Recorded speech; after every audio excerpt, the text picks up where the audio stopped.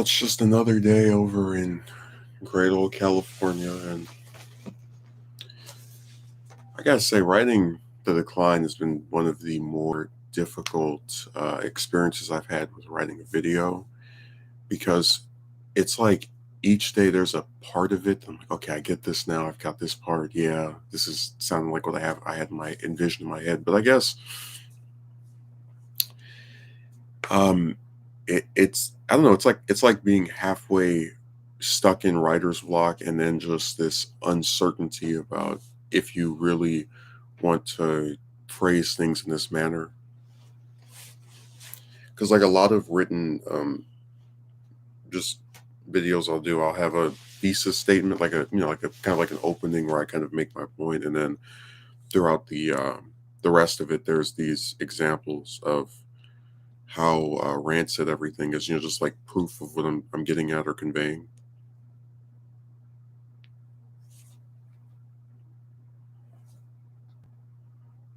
So I really, oh my god, this damn clock.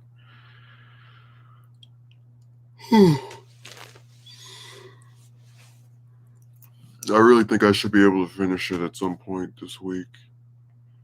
I would say before Friday, but I'm not going to make any promises because I keep having stuff coming up, which kind of like takes me away from being able to just sit down and like really get into it. And that's real frustrating because, like I said, I try to, when like I set goals for myself. Like I'm still trying to do part three of the documentary, for example. I've got about 5 or 6 pages of that written, which is still not even like half the thing done. So, just little pieces of each part kind of coming into place.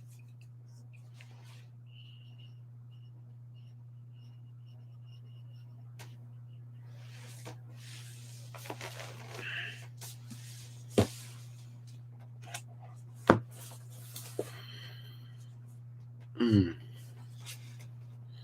No, I got up this morning and I immediately had another task assigned to me, and I'm just tired of it.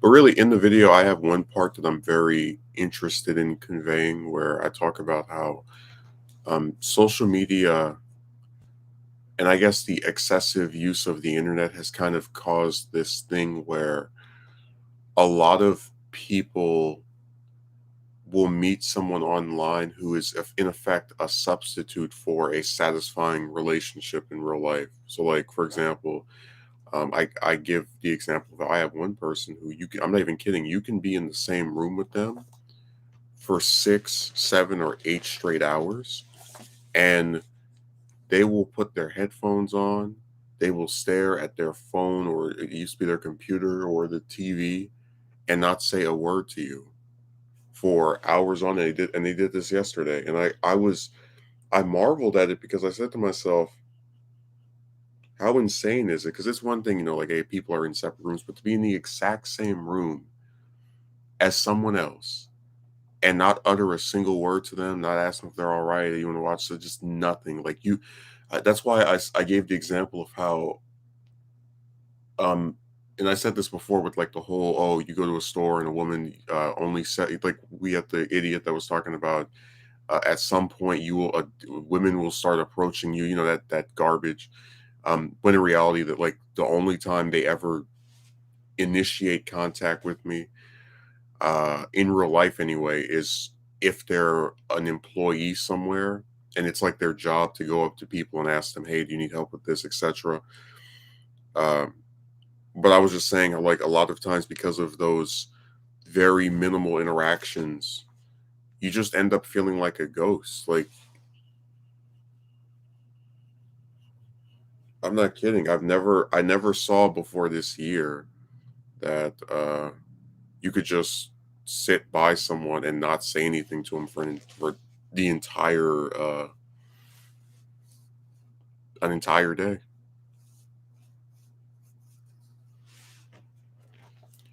But again, it goes back to this whole thing of just taking these really because I think that's weird. I don't think that's something that anyone should look at and say, oh, okay, that's just how things are now.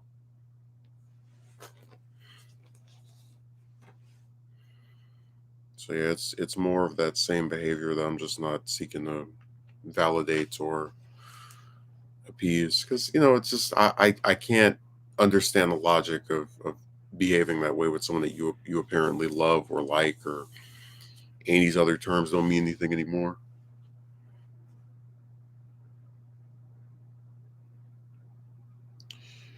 No, part three has been a real difficult thing to write, for two reasons. One, because it's one thing to take a book and just go page by page and extract information, whatever, but to have to like do that with two, and then the second one is even longer than the first one you were using. That's a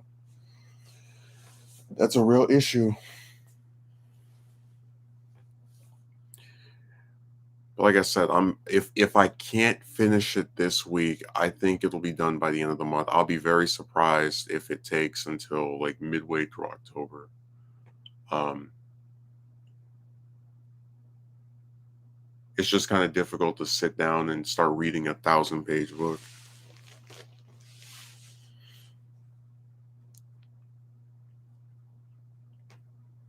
And the problem with Caro's series is that there's a lot of good background information. Like, one of the things that often is hailed for him is that he really can transport you into the period that he's describing, because he'll be very descriptive with, this is how things were, this was the law back then. Um, but again, when we're kind of on like a time crunch here, that's why I prefer Daleks, because it's really like to the point. Like, there's of course some background information given on certain things, but in general, it's not really an experience where I'm like, oh man, I gotta read 700, 800 pages before I get to the, just it's a lot more free flowing, I should say, or concise.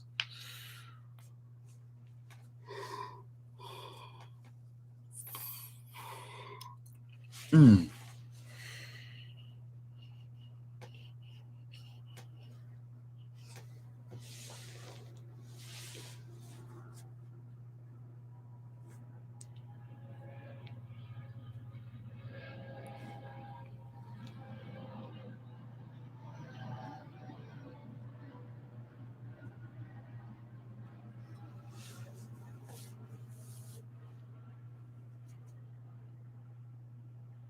I mean, hey, they're a subject in that video, so I'm not surprised they're part of the promotion.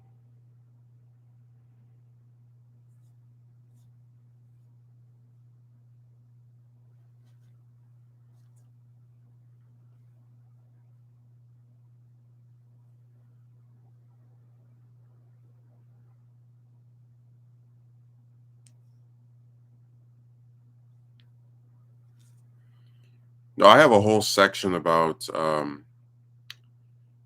what's that? There was another one that came on some stream, and he was trying to like ask me if I was warmed up or something. I was like, dude, you don't care. Like, you never come to any stream before this, and the one time you do, you're making some like weird comments on attire. So I just didn't even say anything.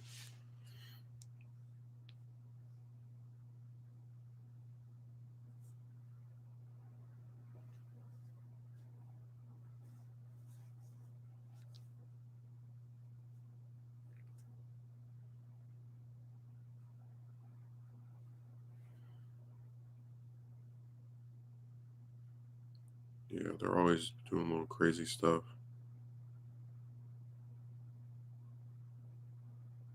They have this one game. It's called Evany, and YouTube keeps posting these ads for it everywhere. And every commercial for this damn thing has somebody playing where they're like blasting this like a barrel or people, and there's like a number on them to for how much you need to blast them to, I guess, either defeat them or get them out of the way. And I said, oh, that looks kind of interesting, because the trailers always end with the person playing losing. And I said that I think I could play that and probably win. That doesn't look too difficult, because I feel like they on purpose make the person playing like look incompetent, or otherwise, do something that can get them killed. So I downloaded, and I opened the thing up expecting that that's the main game player. That's how the game is going to go. And after having that thing for like 2 3 weeks, I got rid of it so fast. Like, how do you advertise a game as in it's like this thing where you have to switch from tile to tile to blast whatever enemy is coming in front of you. And then when I play it, I'm seeing maps and my liege, you need your it was awful. I was bored out of my mind. I think I'd rather go play Dead by Daylight again than that. At least when you see promotions for that game, you more or less get what they told you were going to get.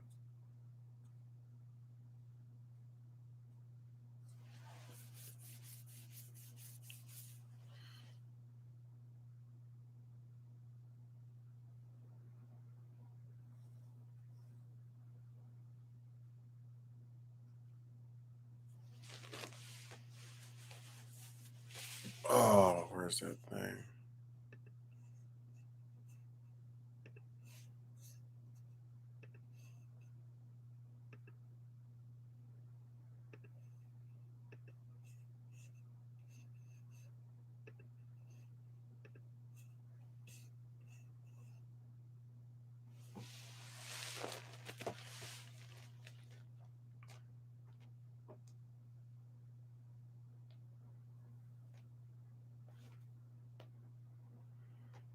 No, I'll just never understand the logic of that stuff.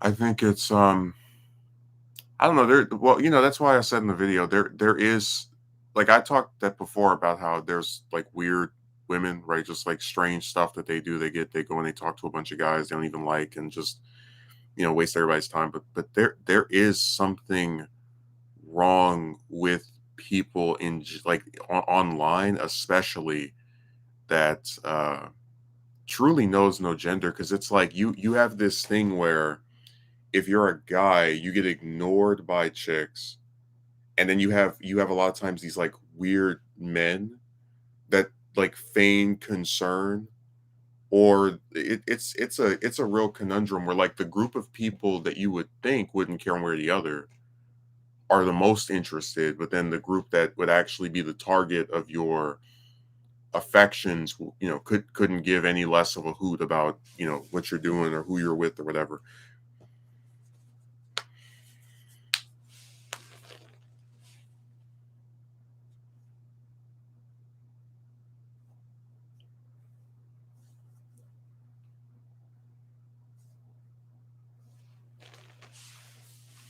Yeah, the pathology of internet people is fascinating.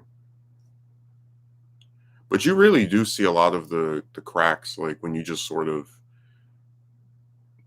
just kind of sit back and watch stuff. Like I still remember the guy that you probably don't remember Akatsuki Merchant, but there was a guy that I used to like talk to on like I think it was on Discord, and we had a falling out.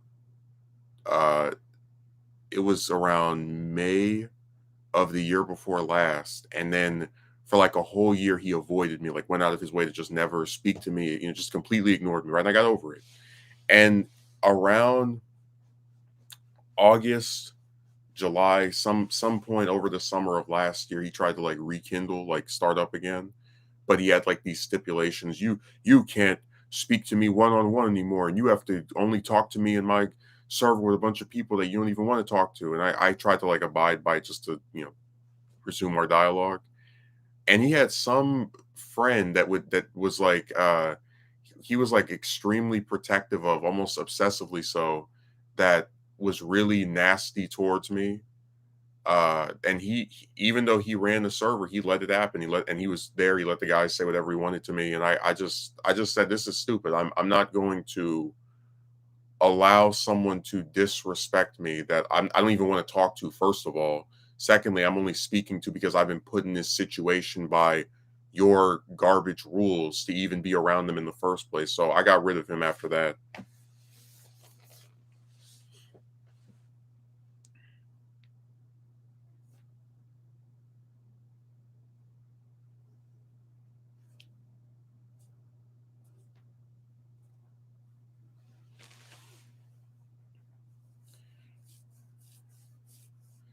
You want to talk about obsessed? I'm obsessed with doing this documentary, man. Like, if I'm able to do the Senate years, then that means the only things left are the 1960 campaign, the vice presidency, and then the presidency, and we're through. I think the presidency, if I put it in one video, and it'll probably be up in pieces when all is said and done, that's probably going to need to be 3 hours long, 4 hours long, just like by itself, because it's a very major part. And that's why I said I really wish Caro had finished the final volume of his series. It's been over 10 years since he put out the last one. And every year he makes it sound like progress is being made on it, but there's never a release date. There's like I'm not even joking when I say I think he might actually pass away before he finishes that, and it's really sad. Like I'm not saying that with any sense of humor. It's because of the length of time it's taken for him to finish that damn book. I'm not optimistic about his prospects of being around when it gets released, which is sad because like I like the idea that you finish a series, 5 volume series, one of the longest biographies apparently ever, and then you get to kind of like go on a tour and talk about it and reflect on what it was like.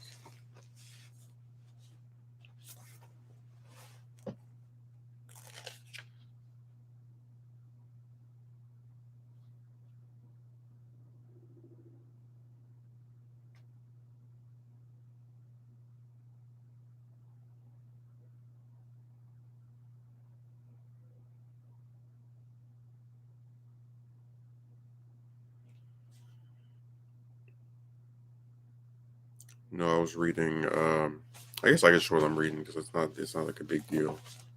This is John Farrell's Ted Kennedy, where it's apparently the first full account of his life since he died. Um, it's definitely really fast paced, I have to admit. Like I don't even think we were at page 90 before they have the assassination of JFK. It goes through really quick.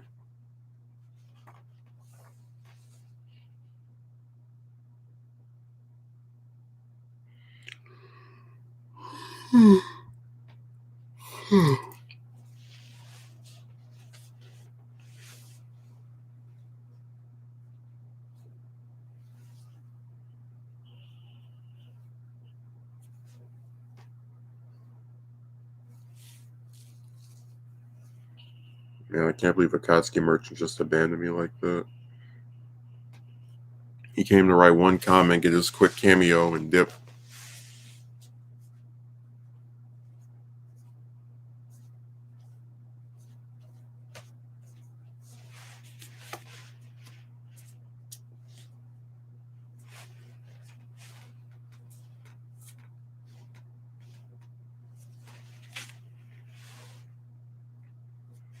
I swear these things are everywhere. The mind of a keyboard warrior. That wasn't even a keyboard warrior. That's just another one of these like weird guys that shows up on these. I mean, I told you they're scammed or schemed. They make some crappy channel, right? No videos, no subs. A lot of times, not even a profile picture, and they write like one weird comment, and then they disappear. Right? They do the drive by typing. Vroom, vroom. And at this late stage, we've seen that 1,000 times to where I don't even like half notice it. Like I like truthfully, I just expect whenever I do a stream, someone I might recognize will show up, and then there will be a possibility that someone I've never seen before will come and write something weird, and then I'll just not react to it that much because like there's nothing they can write that has been written before.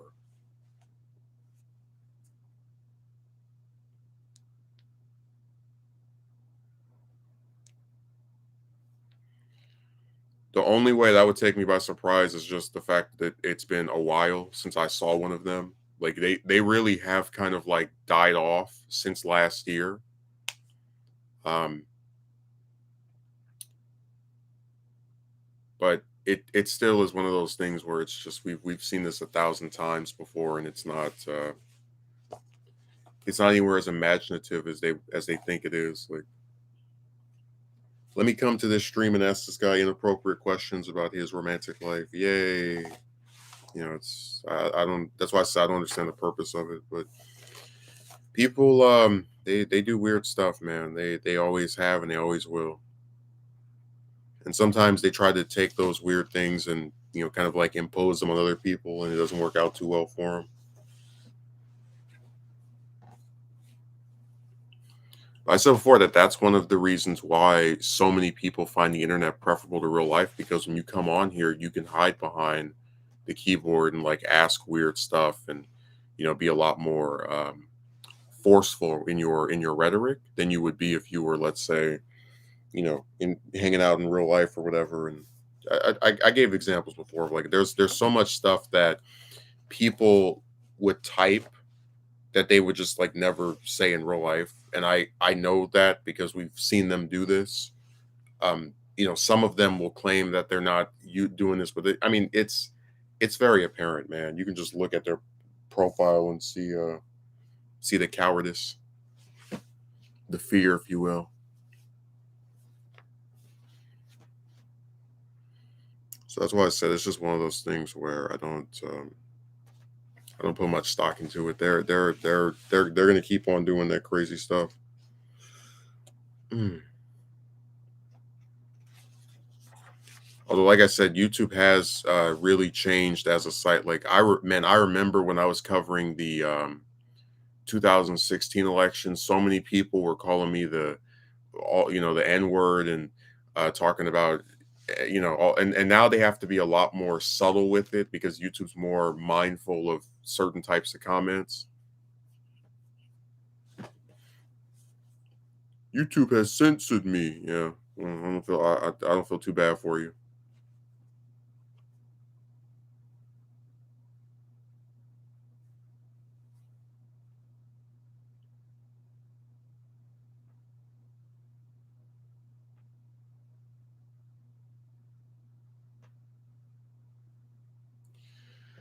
Well, no woman seems to want anybody. That's why there's such a large percentage of guys that are not with one. And that's why I said that like trying to insult somebody with the fact that they're single in an era where so many men are proven to be single is not going to work.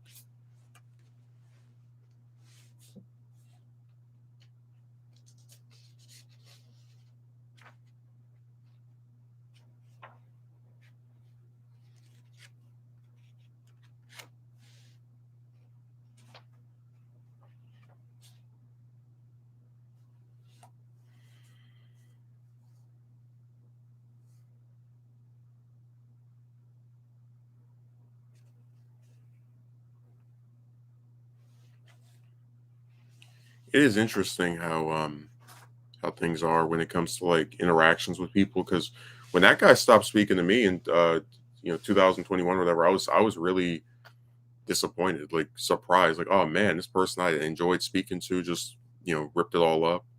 Um, he tried to do the whole victim thing. Oh, he did this to me, and and I showed screenshots of that nonsense. But it's funny to me how like he eventually decides to reach out and tries imposing all these different type rules to, and like by the end of it, I'm just like, I don't care if we never speak again. This is stupid.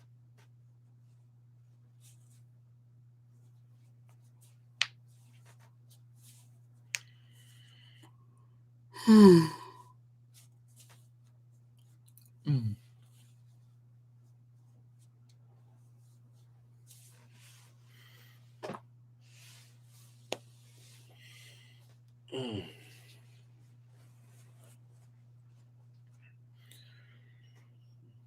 Well, that's why I think it's so funny how everyone tries to talk about men viewing women as objects. It's like they view themselves as that. Why do you think somebody will insult you over not being with one of them? It's like they are this thing that you think by default makes someone's life better, versus actually being something fulfilling or a mute. Like I said, man, they're just overhyped. Like they're and half of the guys that come on here trying to promote them aren't even with one of them. They just do their dirty work.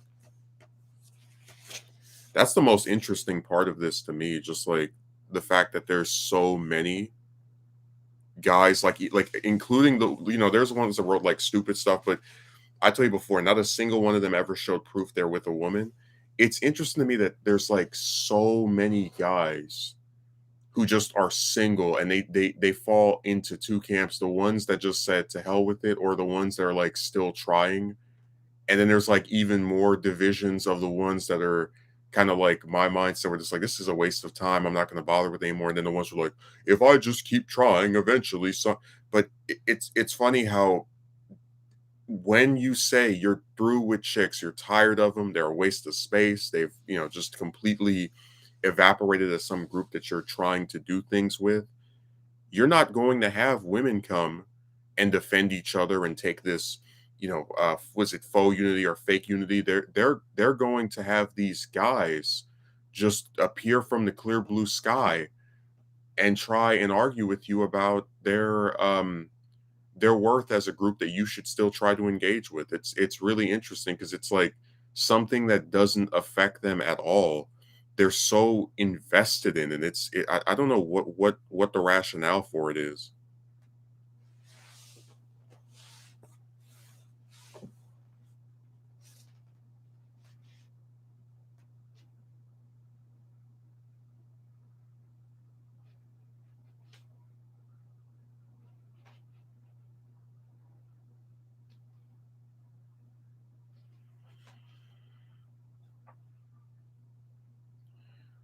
They acted like I said I was wrong to me attracted to your partner.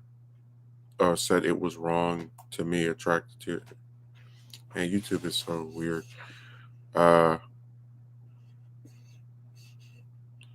I already said before, they try to pretend they're not, but they really are preaching the gold digger angle. It's like, oh yeah, ask out this person that after you have all this money, they totally will like you for who you are. Trust me.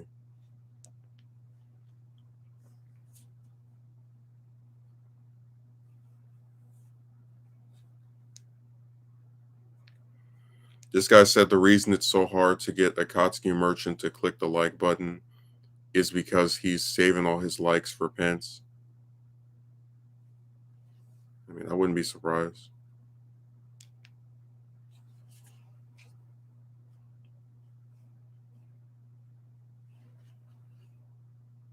He's making sure that that campaign gets boosted. We discussed that before. The idea of like if YouTube said, "All right, you can only be subscribed to 15 channels or 20 channels," and just how much chaos would ensue from that number being on there. And I actually think that might help the site if you have to be selective with which ones you prop up with your number. Because the reality is, a lot of subscribers are kind of, we've discussed this before, they're kind of worthless. I mean, they inflate the number, right? The button, they click it, and a lot of them just vanish. Don't watch anything. It's difficult to see their utility.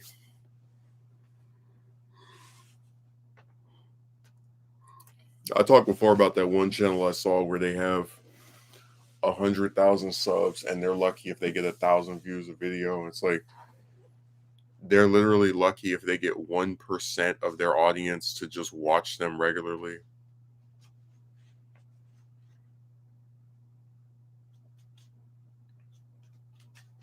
So I don't know what this site has turned into. And all the different videos. If you like what I make, subscribe. If you like what I make, subscribe. Like, why bother? If they're gonna just click a button and disappear, what's the point?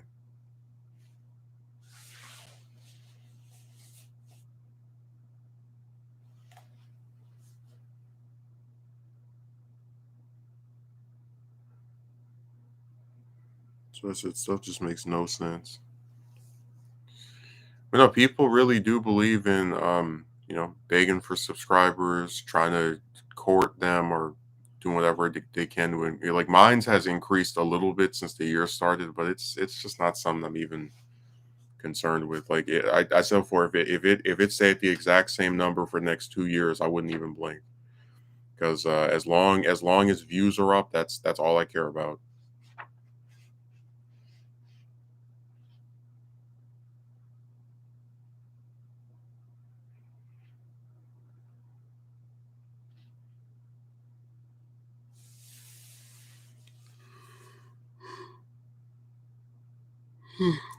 Mm.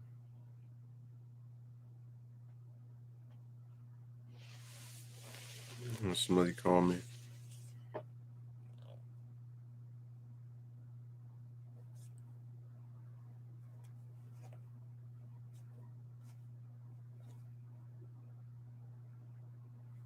Somebody called me from Maine. What in the world?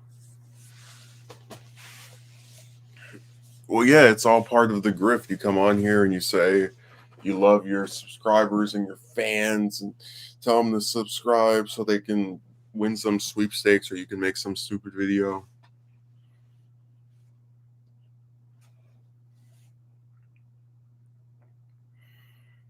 No, they're just trying to fill their pockets.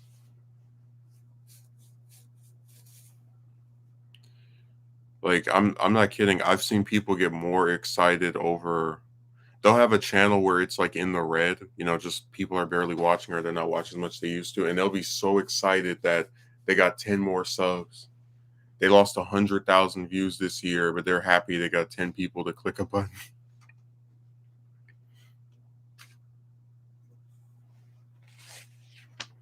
And that's really sad because, like I said, their priorities are all like if I'm doing something and people are watching it, I'd be more happy about that than oh, this person pressed this thing and now my number is like slightly larger. It's just whatever to me.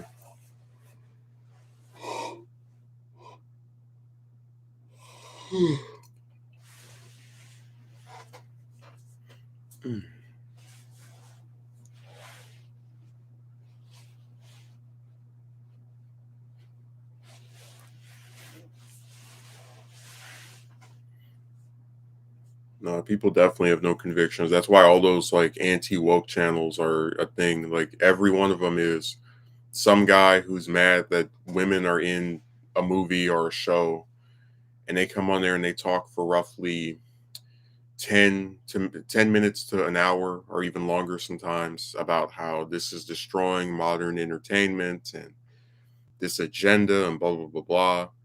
A lot of those people exist, man. Just they are all over the place, and it's funny because like I said, they went from doing it to just superhero films because they were like, oh, the women are taking over the superhero movies and to where now they're doing it to stuff that has nothing to do with that genre.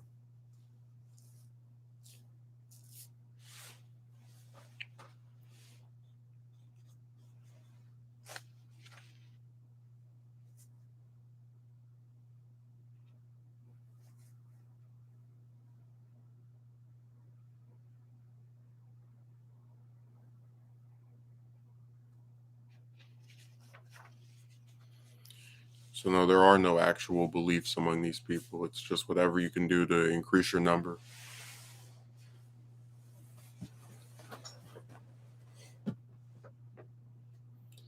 That is the unfortunate era that we're inhabiting.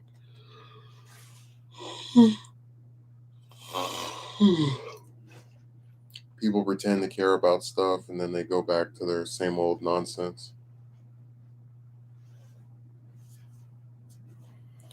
They don't even make any meaningful critique. Well, I said before that if you go and you like pick a movie and if there's a general consensus that it's good or bad, like but as long as there's a general belief about it, right? You can go through the whole back catalog of reviews of it and you're going to find a bunch of people saying verbatim the exact same stuff. Like it's not even funny how sometimes when I watch reviews, I really start to think we're in the Clone Wars because like everything is just cut and paste the same as that person, this person, that person. And I know for a fact that people watch reviews and substitute it for actually seeing the movie their damn self. I know that because I've seen them be like, "Oh, I haven't seen this movie in full." I saw a guy I'll never forget. He did a series retrospective on this on a movie series, and he got to like the midsection of it. And he was like, "I haven't seen this movie in full," but it's like, yeah, so you haven't actually seen the movie. Like you either it's pretty simple. You either have seen the movie or you haven't.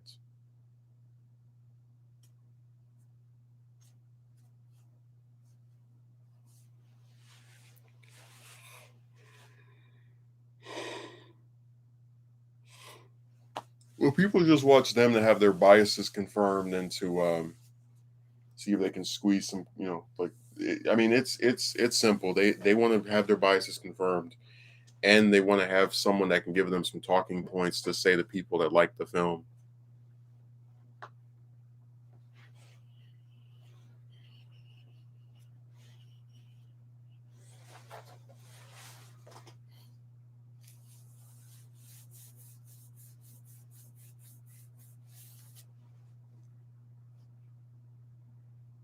Yeah, it's all just a.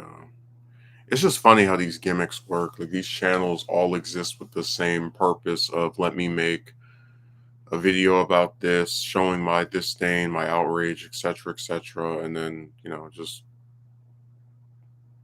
what happens next.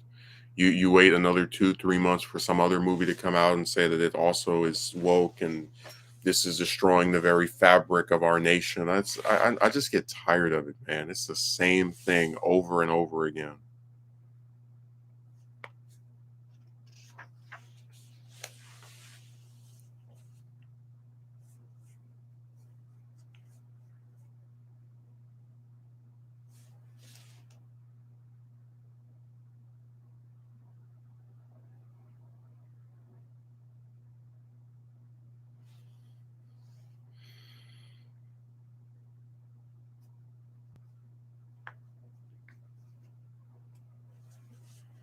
No, if you watch these channels, I really do feel bad for you because you're not getting anything of any value whatsoever. It's just people who have a preconditioned emotion trying to persuade you of this idea that somehow what is happening now is just extremely bad when they said the exact same thing the year before last, the year before that, and they're going to say that forever and ever until the money dries up. That's going to be their go-to thing. And it's really disappointing that these people are seen as like the modern film critics, like they're Roger Ebert. They're nothing. They're a bunch of people who have an incentive to see movies fail because they know that the more negative stuff they have, they can generate outrage clicks. And it's really sad that this is the state of modern commentary on things. Just waiting for a trailer to come out, getting upset over it. Then when the movie comes out, talking about how bad the movie was. Then rinse and repeat, just the same thing over and over again.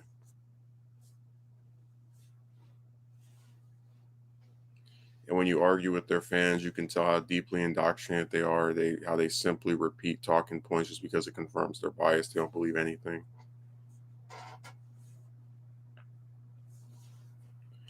I just hope you understand how like some of these people, it's like this. They go online every day. They look in their subscriptions.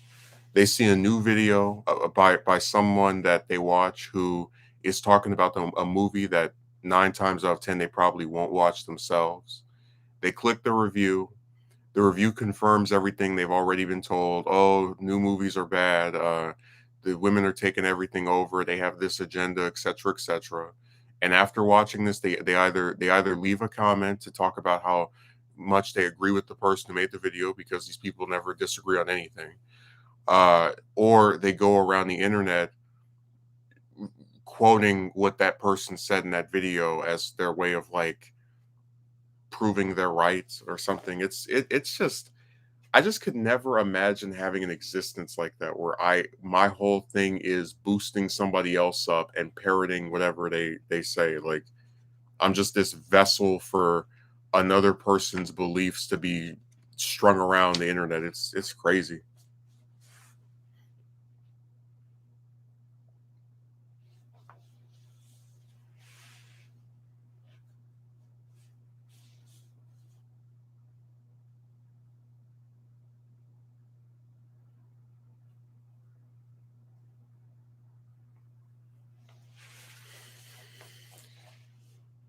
It's I remember the first time I ever saw one of those channels, it was around the time, and they haven't been that thing I've noticed for that much since you know, like it's like this. They started with things like Star Wars, right? Oh, the main character is a female, and that was like a big issue back in was it 2015, and then they kind of like segued into having a problem with Marvel, like, and then also occasionally they bring up the Disney remakes, like they recast the characters to be minority. So they pretty much they kind of like went from one thing to just morphing it into this big collision course with Disney.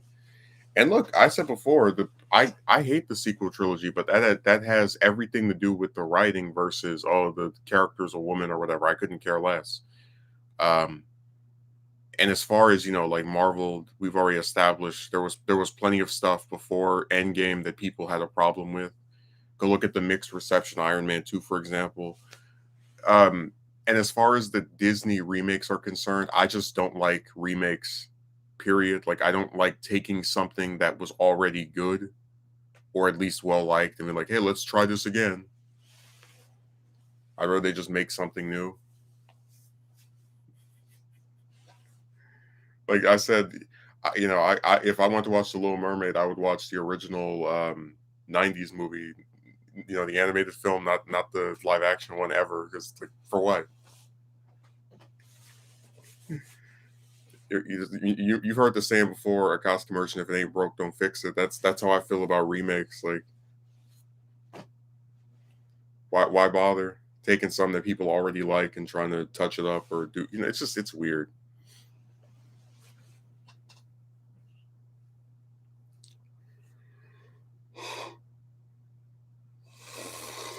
Mm.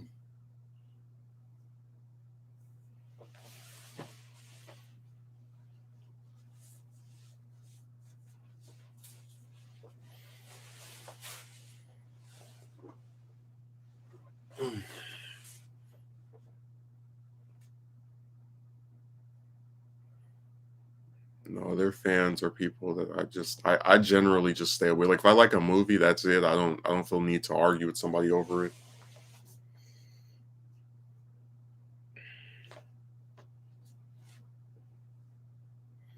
I don't know. I'm just my beliefs towards this topic is pretty much that I think those channels are goofy at best and just misleading at worst. Um and most of the stuff they talk about, like, there's occasionally something I'll agree with them on, as far as like not liking it, but their way of going about critique is not something I think is helpful. I don't, and you truly are not missing anything if you just avoid these channels. I think you're actually better off, but that's uh that's just the nature of this site. There's stuff for everybody, including the ones that are really just kind of like, what's the way of putting it? Because there are people who've made money off of anger before, but it's like you take entertainment, which is something that's optional, right? If you don't like a movie show, you don't have to watch it, and you criticize it, but you don't criticize it just because, oh, like, the story's not good, acting was whatever. You kind of like have more subtle ways of indicating you have a problem with the way that people look, right, or just different issues that aren't story related. So it kind of comes off as you just, again, inherently having a problem with this thing and trying to pass it off as like these legitimate critiques from someone who knows movies. Like, I'm not kidding. There's so many people online who think they're like so brilliant when it comes to cinema, and some of these people, like, I swear to you, I've been in comment sections and you'll have a person who's like, "This is the greatest movie ever made," and the first thought I have to my head is, there is no way in hell you have seen a majority of films, even the one, or even the majority of the ones that get heralded with that title, or come in a top 100 list or anything like that. But this goes back to my point of how people will say they like something and be completely just naive and uninformed on other things in the same genre. That's why I give you the example of my friend talking about he likes Batman Beyond more than the actual Bruce Wayne character, but then he can't even remember Batman Beyond's actual name. Uh, or anything about the show at all besides the costume and like the theme song.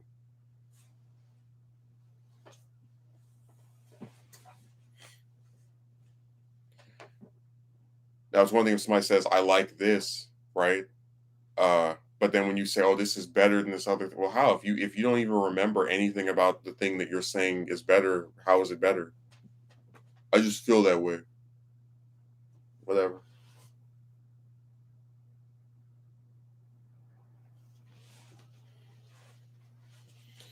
So I said, man, people are just so pathetic with in terms of their argumentation and the way that they act. It's a real tragedy. It's a little bit closer.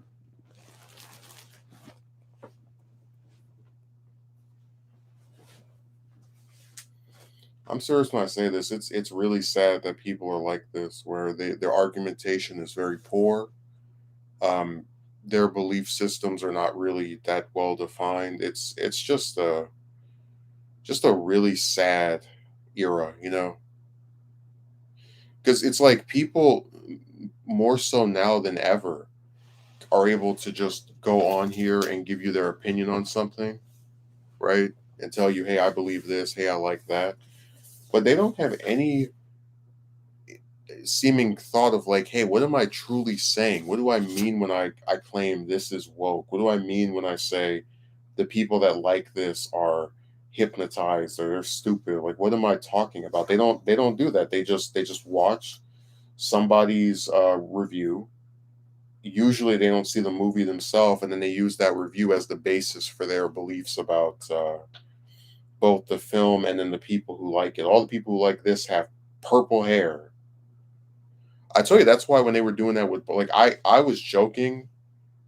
While I did like Barbie, but just kind of like I was joking with the whole, oh, I saw this man, but I was serious about like it was so weird to see a bunch of channels that literally exist to tell you about how male entertainment is being ruined by women, right? Oh, they're taking over the lead roles, etc., etc. And then they target a movie about a toy for girls as part of their campaign against the ideology. It's like it doesn't work, man. It really does not.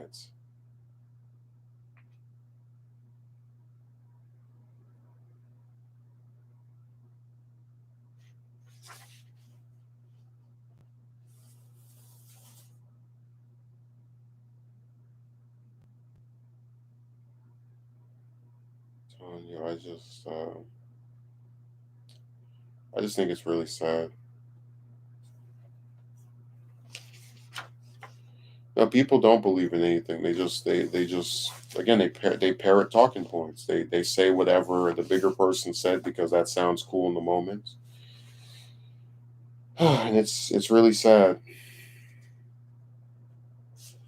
And a lot of them when they go online, they're as antagonists. Like I'm not joking. Sometimes I feel like when these people act this way, you would almost think they believe they're talking to the director themselves or the writers themselves. Like they will argue with you with such a ferocity to where you would think you were the one that made the thing that they despise so much.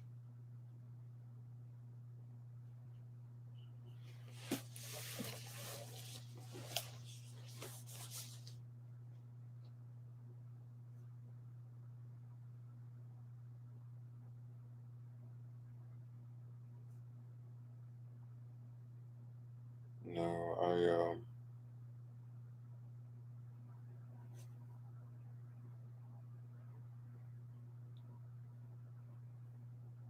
I'm just I just don't understand this stuff. It's really weird. People are they're strange.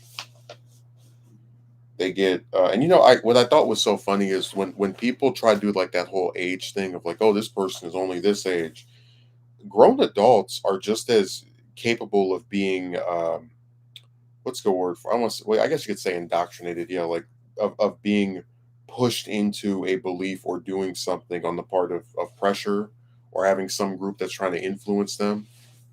I mean, do we have to bring up Jim Jones? But it's like people really want to sit here and tell you this person is only this age, so it's okay that they're like this, or it's sad because there's always an excuse.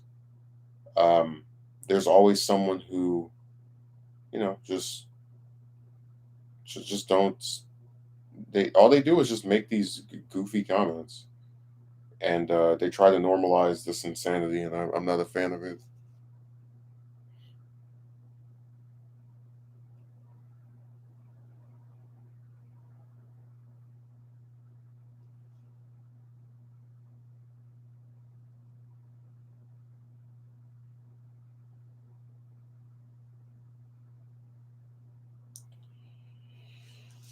I gotta tell you, the more I think about wanting to do one of these on Senator Kennedy, I just kind of think about there's so much stuff with him. Like, I'm not entirely sure how many parts it would be. Probably like 10 or 15. I mean, it's senator for 47 years.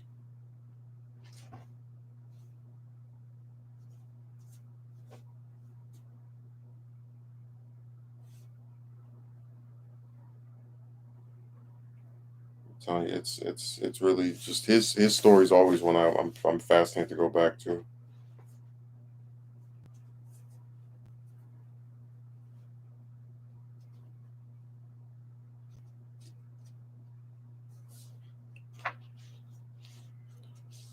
Hope you're doing good. I'm glad I made it to your stream. Oh well, I know you're very disappointed in me for not finishing the decline. I really tried as hard as I could to wrap it up this weekend, but I got close, but it just wasn't enough.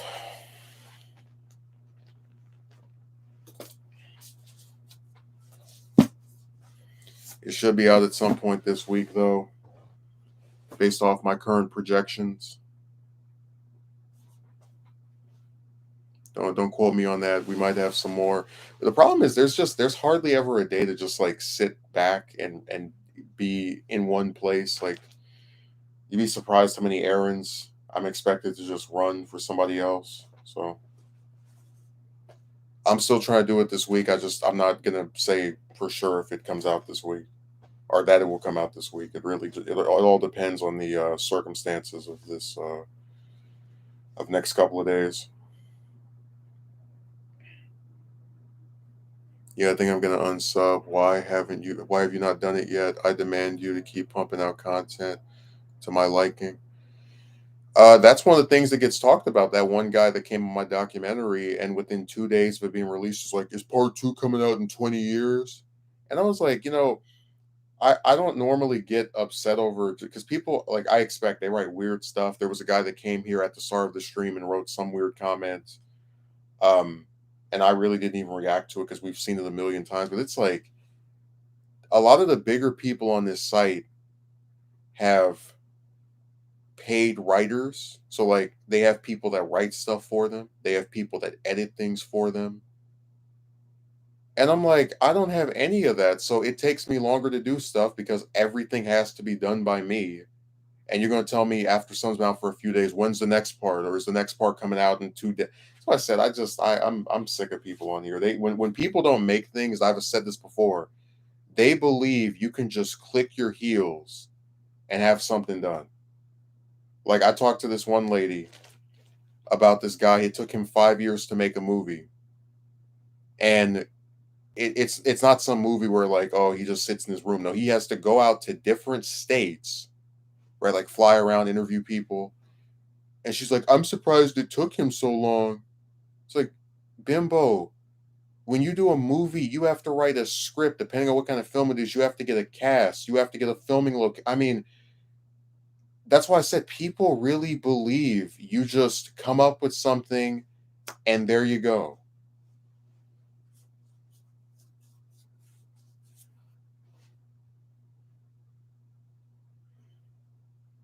They don't have any considerations. And that's why I have a whole section about the lack of humanity by modern people because I really do believe there is a lack of empathy, a lack of an ability to understand someone else's dilemma, and that plays a big role in why people can come online and act the way that they do. That's a good point. How a lot of bigger content creators pay others to. Yeah, they admit it too. They don't try to hide it. I know. I'm not going to name him because he's been acting kind of goofy, but there's one guy, he likes to talk about Japanese cartoons. He admits he has somebody else that edits his videos. So he records the audio file. Hey guys, this is uh I don't know, large banana 63, you know, and then after he records the audio, he sends it to his friend. His friend puts the audio over some footage and there you go.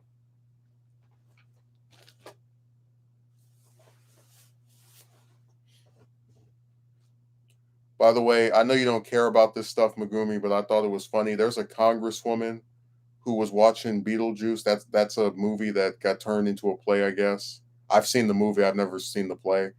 And she went there with some, because she's recently divorced. She went there with some guy and they got kicked out apparently because she was vaping. And after this happened, someone got a hold, it was either the news company somewhere got a hold of the footage of her like as she was attending the thing. Dude, they, it was nasty. She let, so like they're in a public facility with children, with other adults, I guess. Well, yeah, and like he you can, in the video, like when they crop it, you can see him grabbing her chest and her apparently stroking his banana. It was, let me tell you something. Like, I've been in public places, and there are people that are like, you know, PDA or whatever. That's one of the most inappropriate things I've seen in a public place. Like, it's one thing to do that at home because whatever, but to like be out at a musical or a play and just, hello date, let me grab your front loaded envelopes and then, oh thanks, let me uh stroke your yeah, it's and dude, it's so bad that I didn't even think I could play it on YouTube. Like, that's how obvious what they're, because you know some videos are like really grainy. You can see them doing that because it's all cropped up to where they are on in, you know, in their respective chairs. I was afraid to even make an edited video with that in there because I didn't think it could. So like I just did a video just talking about it. That was really nasty. I was afraid I was gonna get put in YouTube jail. You already see how they treat somebody if you say a word they don't like.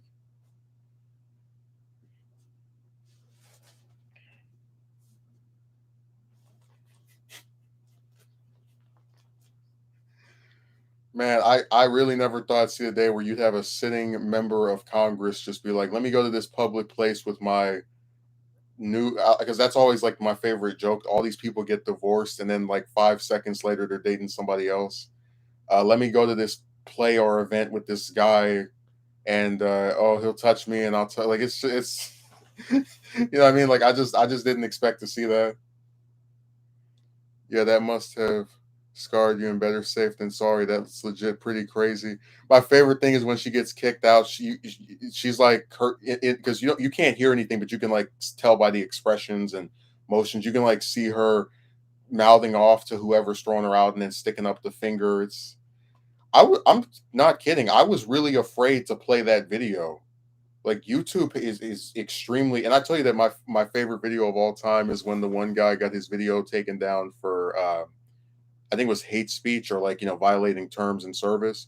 So what he did was take a bunch of videos already on YouTube that are actually violating of terms of service and stick them all together. Like he plays this one video where this guy jumps off a building and you can see him land on the ground and the blood come out, and like the noise as well. And then another video where there's a guy who's like trying to burn himself alive in his car, and then he just eventually ends his life with a, you know, a weapon. And it was funny not because of what he was showing, but just like the idea that all this stuff is on YouTube, and they'll get more upset with you for saying something somebody doesn't like than for actual graphic displays of you know, either violence or some other action. Because you know on YouTube they also have you know, people between the sheets. That's another thing on here. Dude, that has never made sense to me.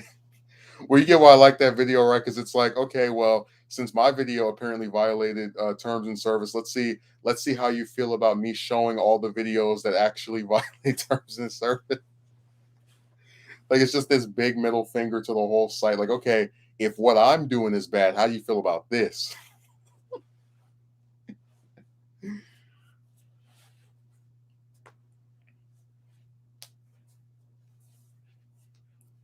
The only thing exceptional about the Beetlejuice video is I really like my camera angle, but I had to stick like 6 or 7 books on top of my like on top of each other and then put my computer on top of there to get that angle.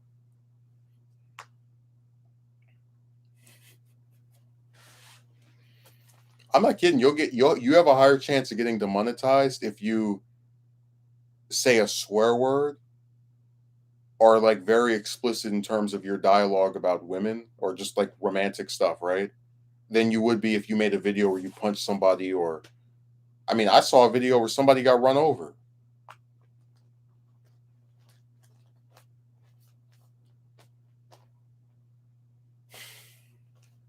So people on this site can get away with anything.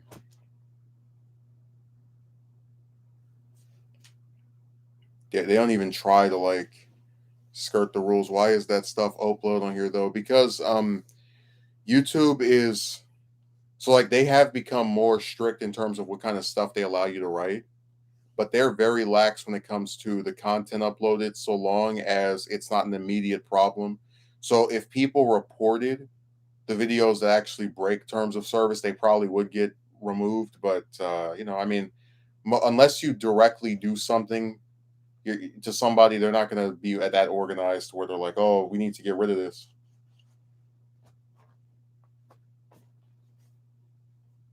Like, so people really want to see that stuff, then YouTube just not even doing anything about these. They don't care. Their bottom line is views and ads being watched. As long as those two things are satisfied. I even said before that like if you're a really big channel, you can pretty much do whatever you want. Like, if I were PewDiePie's size, for example, I could probably make videos that show women and talk about, oh, this one looks like this, etc., and they probably wouldn't do anything. They're like, sorry, he's making too much money for us.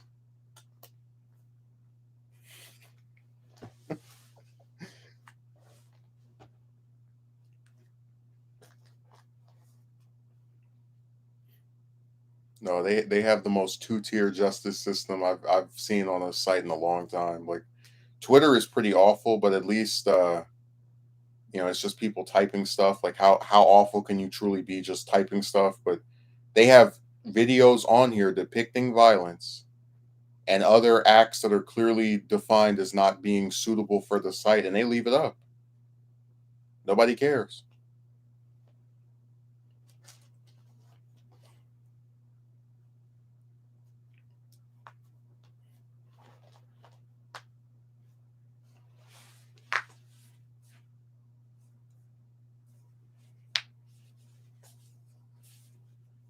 This is so inappropriate.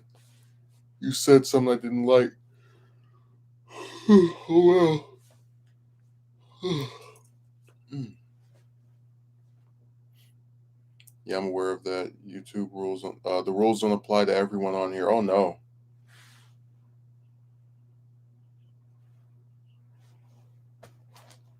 they're very selective. As that's I already said before. As long as you have a certain number of subs, you get plot armor.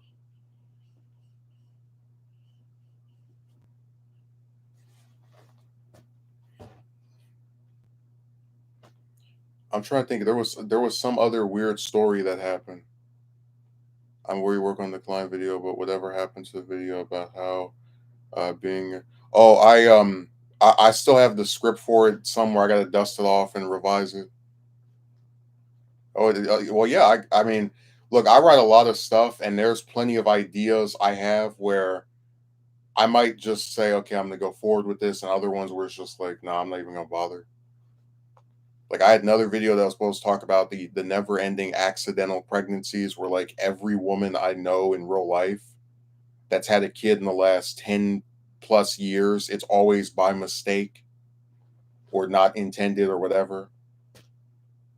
There's a lot of stuff that just doesn't get talked about. I already said before. I had another video I was thinking of doing where I was going to defend what's her name? I think it's Kylie Jenner, because like on Twitter, these women were talking trash about her attire.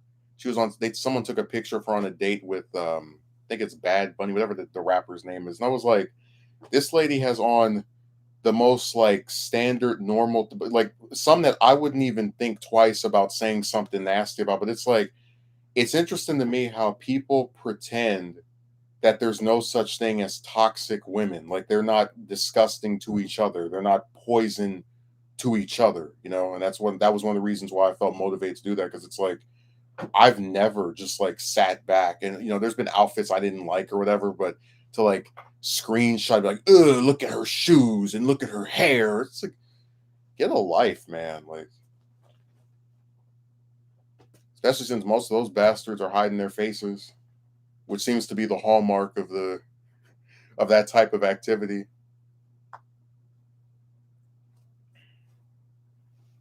We know the accidental pregnancies one was the one I felt like the most regret not moving forward with, because it just keeps happening. Like it never stops.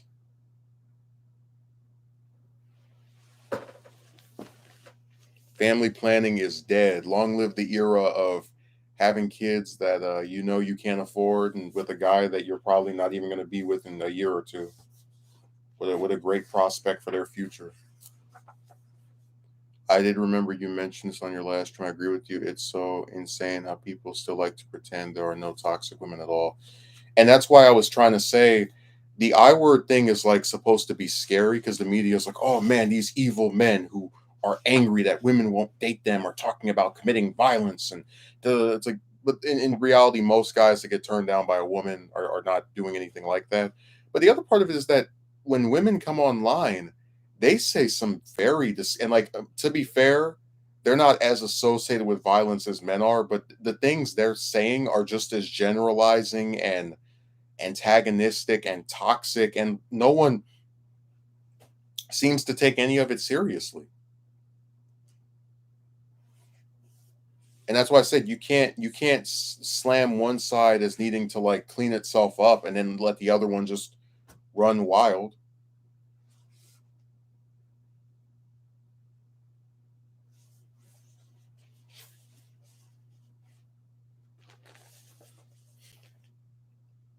It looks like a Kotsky merchant left. He said, if I'm not the center of attention, I'm out.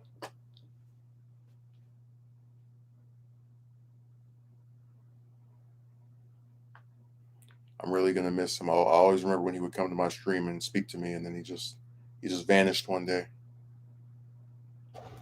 He just disappeared right before my eyes.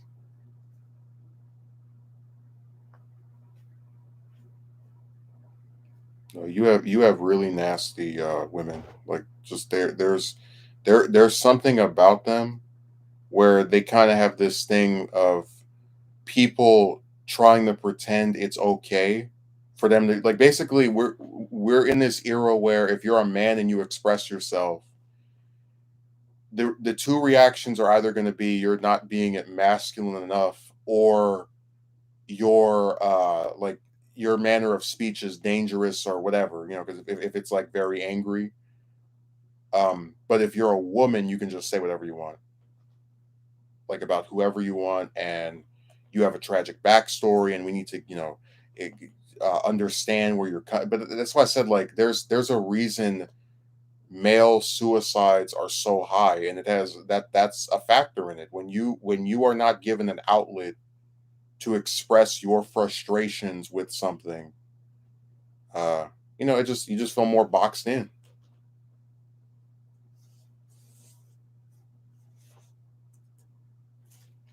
That's one of the reasons why when that guy did the thing of like, "Oh, you're parked outside of my house," I like that parking spot because it was, not in front of anyone's house. Actually, like no one was on the sidewalk uh, adjacent to it. But also because I would like to go there and just be alone, and sometimes write something, sometimes just like just get away from this stuff for a little bit. That's why I said that like that might seem like a minor dust up, and I made sure it was because I didn't try to argue with the guy or anything, but I really hate that that happened because that was somewhere I would go to just kind of like relax and not really you know get caught up in a lot of this other stuff. Yes, very true. I can't believe they can't see the results of all this nonsense. Well, they don't want to see it. And I was talking to my friend last night. I said, a lot of mainstream sources will bring up, for example,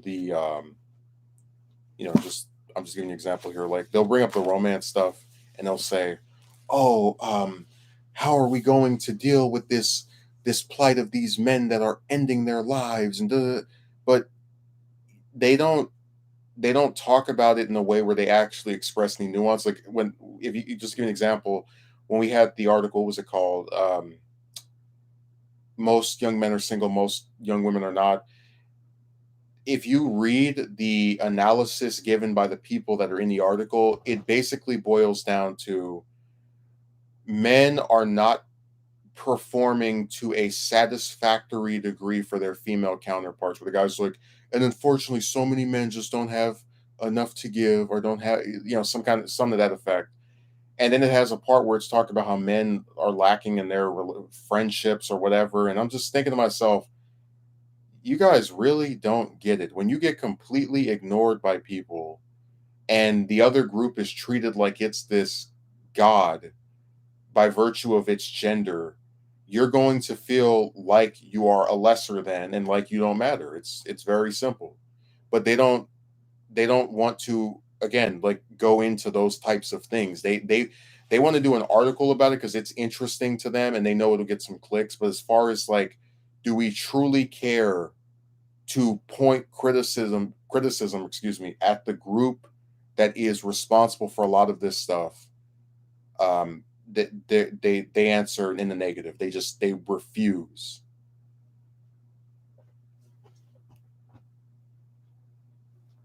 I'm telling you, when you just sit back and think about it, anytime you speak to a woman on the internet, you have no idea if she's talking to another 5 guys, 10 guys, 15, 30. She probably won't tell you. That's the only thing you can be sure of. But I also bring up the one that did the whole I'm being harassed by my ex because she recently made a reappearance on here. Not like not towards me, but just like posted something that was saying that she's been feeling so much better. And I'm like, oh, interesting that you said you were ignoring me because you weren't feeling good, but then you're still ignoring me after you apparently start feeling good again. So I'm definitely talking about that stupid thing. And I'll just make the point of how, people will say you should give someone their space when they're going through something. But the problem is when a person is actively going out of their way to avoid speaking to you for something that you didn't do and that they know you didn't do, this means that at any other point, if you talk to that person again, they can just do the exact same thing once more. So, like, you could speak to her again for 2, 3 weeks, and then it's like October or November, and oh, you're being ignored again, and then you confront her. It's like, oh, I'm being uh, bothered by my mom or my dad or the milkman. Like that's what happens when you start blaming people for things they didn't do and making it to where they have to pay the price for someone else's actions. That's what happens.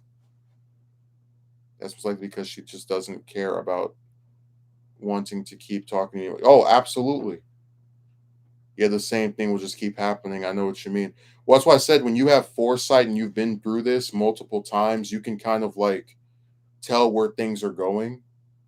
Um, like you remember the one chick from the explicit call, it's like, yeah, you could say you should have just waited for her to do, but I know how they do. There are a lot of chicks that will talk to you for hours on end for one day. And then I'm not joking, they'll dump you within weeks of that, within days of that. And the first thing they do is by phasing you out, but they stop answering as much. You have to like keep trying to say something to them to get them to respond. It just becomes a joke version of itself. So I put my foot down and I said, hey, we either do this now or we're never doing it. Again, like no, we're oh, by the way, I actually did have as recently as this week someone do the whole, eventually you will meet someone thing, which had me rolling my eyes. This is the third one this year.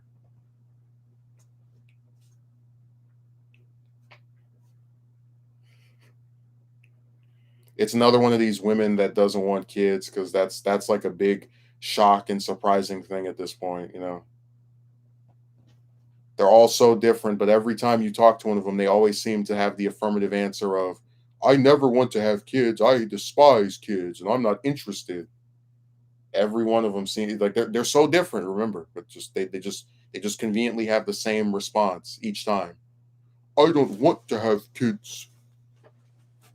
That separates me from the other women that you've spoken to who don't want to have kids. I'm not even joking, man. I think I could make like if I were to just sit back and go through my messages on Reddit and on not Twitter because I haven't spoken to many of them on there, but like if I go on Reddit and on and just like think like just go off memory, I could probably think of like 10 or 20 different instances where you ask a woman point blank does she want to have kids and she says no. And it's like people really try to convince you that this we're not in an era where a lot of chicks really just want to come online, post whatever, talk to some guys that nothing is ever going to transform with, and that's it.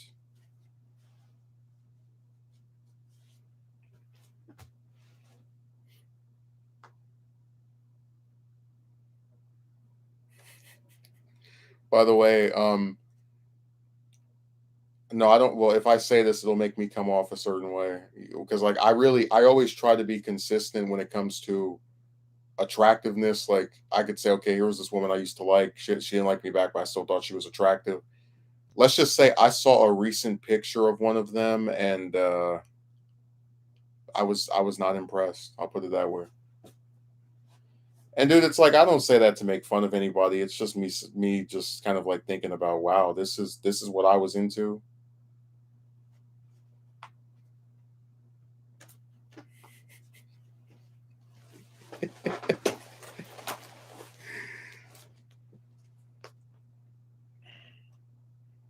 That's one of the reasons why I like the decline video so much because it makes references to all this other stuff, and it's not so reference heavy to because I always explain stuff a little bit, give you a little background, but I don't know, just it just feels like this culmination of everything just coming together. This person from this video gets referenced, that situation gets referenced, this gets brought up.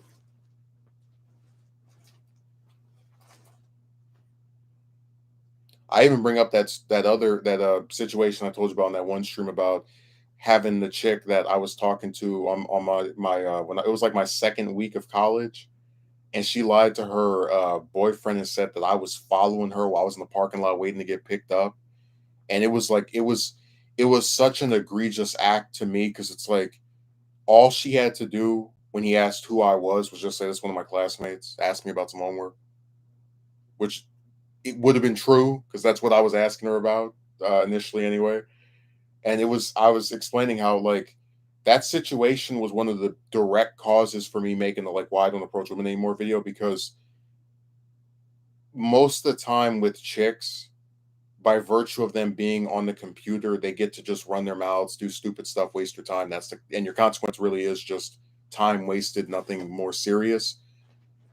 When you lie to your partner in real life about someone that's right in front of you that he didn't see you doing anything romantic with, you are directly in engineering a conflict between him and a guy that he otherwise would not have had a conflict with. Yeah, a lie could have led you being harmed by her gullible partner. And look, I'm not the internet tough guy. I don't come on here and tell you I would have beat him up. I would have taken him. I was scared. I put my phone right to my face, like because they started to go to his, motorcycle, and I put my phone right to my face like this, and he started walking back, and I was like, "Oh my god!" Because I was like really worried. Like, what is he about to do? Is he going to, And he just came back to say, she doesn't need any distractions. I was like, yeah, fine, whatever. Let me read what you wrote before. I can say the same for Piscord as when I used to try so hard to try getting something to manifest in something meaningful from any of them. Oh, absolutely. I tell you, there's dating servers where, like, I told you about the one broad that was in there where she hit her face, and which everybody does. And then after I spoke to her and had admittedly good dialogue with her, I said, "Hey, I don't care what you look like. I'm willing to try some with you." And she's like, "There are other people in this server too." And everyone who saw her picture, and I showed that thing to 5 people across the internet and across real life, said she was not pretty. They were shocked that she had the ego that she did. But yeah, I don't play internet tough guy. I'll tell you firsthand, I was afraid because I've never had a situation in real life with a woman where I thought it was going to turn physical either because of her or someone that she knew. Uh and that's why I said that, like, that situation was such a direct catalyst for that video because I really did feel like I was at the end of my rope. I was like, first I went and asked out different chicks I went to school with, and then some at different places I would go, whatever. Then I went on the internet and got the same results. Then it's getting to a point where now we even have ones where they start speaking to you in real life and lie to their partner to possibly get you harmed by them. That's why I did the video. I was at the end of my rope. I said things can't get any worse. They've gotten crazier, right? Because like I said before, now we're meeting chicks where they won't even speak to you voice to voice, and that wasn't something I had a problem with before 2018. But it still is basically the same thing of like time wasted, people giving you false premises. Like, I'm not kidding. You can have a woman talk about how you're her favorite person in the world and she loves speaking to you, and when she gets a message from you, her heart begins anew, and you will get the exact same result from her that you would from a woman who doesn't even like respond ever to anything you say. Yeah, I understand. Seriously, in those situations like that, it could have been fatal. You just never know, all because of a lie she told. And that's why I said I really don't like just being around chicks. There's too many lies. Like, dude, women in general have lied about stuff that you wouldn't even think would be necessary to lie about. Um, like I can give you some specific examples of where you'll talk to one of them in private, they'll say one thing, and then you go and you like get like maybe there's a conflict later on. They tell this person, he said this to me. He never told me. Then like, you are a liar.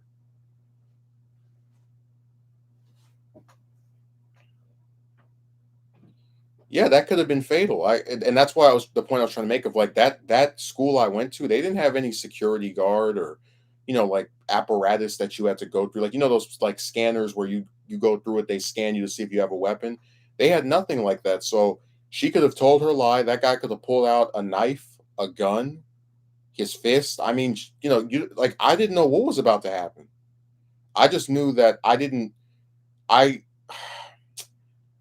I could not have foreseen that happening because I was where I was supposed to be. I was waiting to get picked up by my grandpa.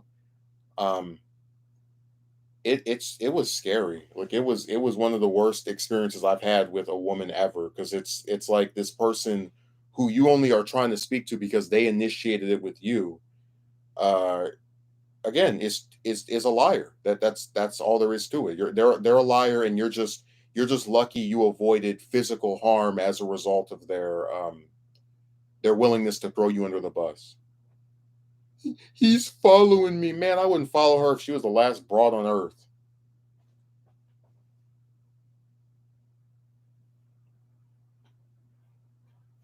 They act like every chick is just so amazing and like get out of my face. When I looked at her, I saw. I mean, she was fine, but it's like, give me a break. Like seriously, give me a break. Like, are like this? Is anyone really trying to paint this idea that she was so breathtakingly beautiful? She was fine. She was okay. She was somebody that if she hadn't have been such a coward and such a liar, I probably wouldn't have mind hanging out with off campus or speaking to by phone. But they're weird like that. That's just the way chicks are. but they're 5 or 6 different personalities. And I always told the story of how, like, after she did that, I avoided her and just did again, like, never made any attempt to contact her until maybe like 2 months later, she sent me a message asking me about homework, and my heart sank to my chest. 'Cause I'm like, oh, why is she contacting me? Oh no, why? Um, and then she explained that her boyfriend was like now busy and that was and we could speak, and I was like, I'm good. No, thank you. I kept her at at like the most arm's length ever. So many potential relationships slash friend. Yeah, man, because like you know, I want you to really think about this. Somebody starts like you talk to you go to school, and there's a woman who's like around the same age, maybe a little bit older, whatever, and she asks you for your number. You know, she hits off a dialogue with you. You're enjoying it. You're saying, hey, I don't have a problem speaking to somebody. Okay. And you want to hang out with the person because you're both kind of like not directly going to be picked up or whatever right after you get off of school. So you guys talk a little bit, and that's when she mentions, "Oh, I'm going to be hanging out with my boyfriend," and you don't see her with him, so you think maybe that was a lie to get me to not speak to her. But then she speaks to you anyway, so okay, well, I guess that is someone that she's probably with, whatever. And then you ask this person why they've been kind of distant to you, and what the homework was, and out of nowhere you see this big giant guy, and whereas she could just simply explain when he asked who you are that, hey, that's one of my classmates, he's asking me about some homework, this guy is following me. I said this on that stream and I'm going to say it in the video. After they got on that motorcycle, I really wouldn't have mind if it just crashed and combusted into a million pieces, because that situation was very dangerous. She was completely fine with whatever response he had, which I was lucky it was just a verbal one. And I truly have never been that afraid of the consequences of talking to a woman than at that point, like out of any of them, before or since.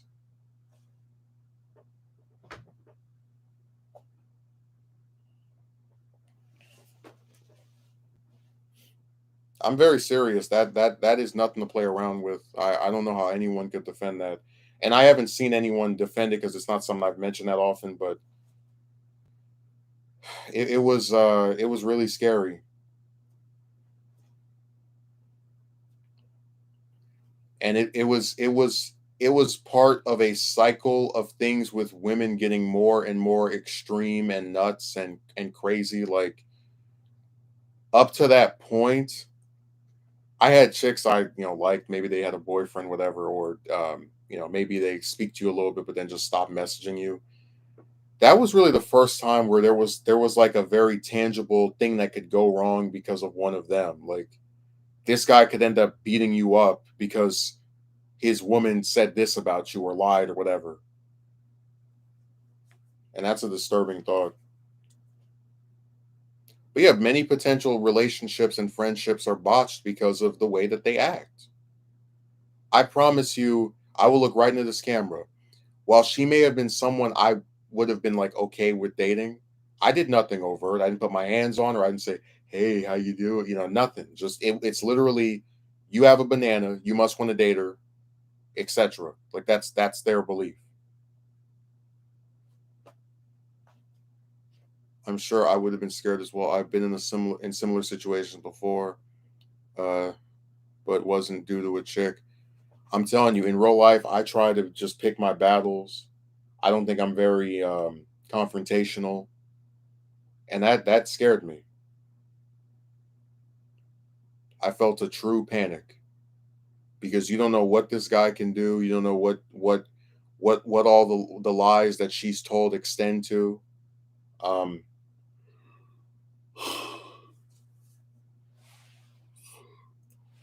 like I said, in an era where people can get shot over literally being just anything, right? That was very dangerous.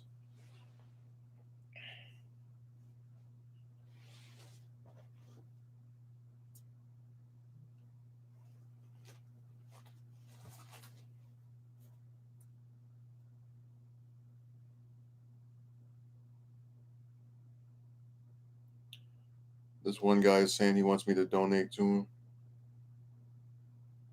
73 donors from your state to hit my goal for today.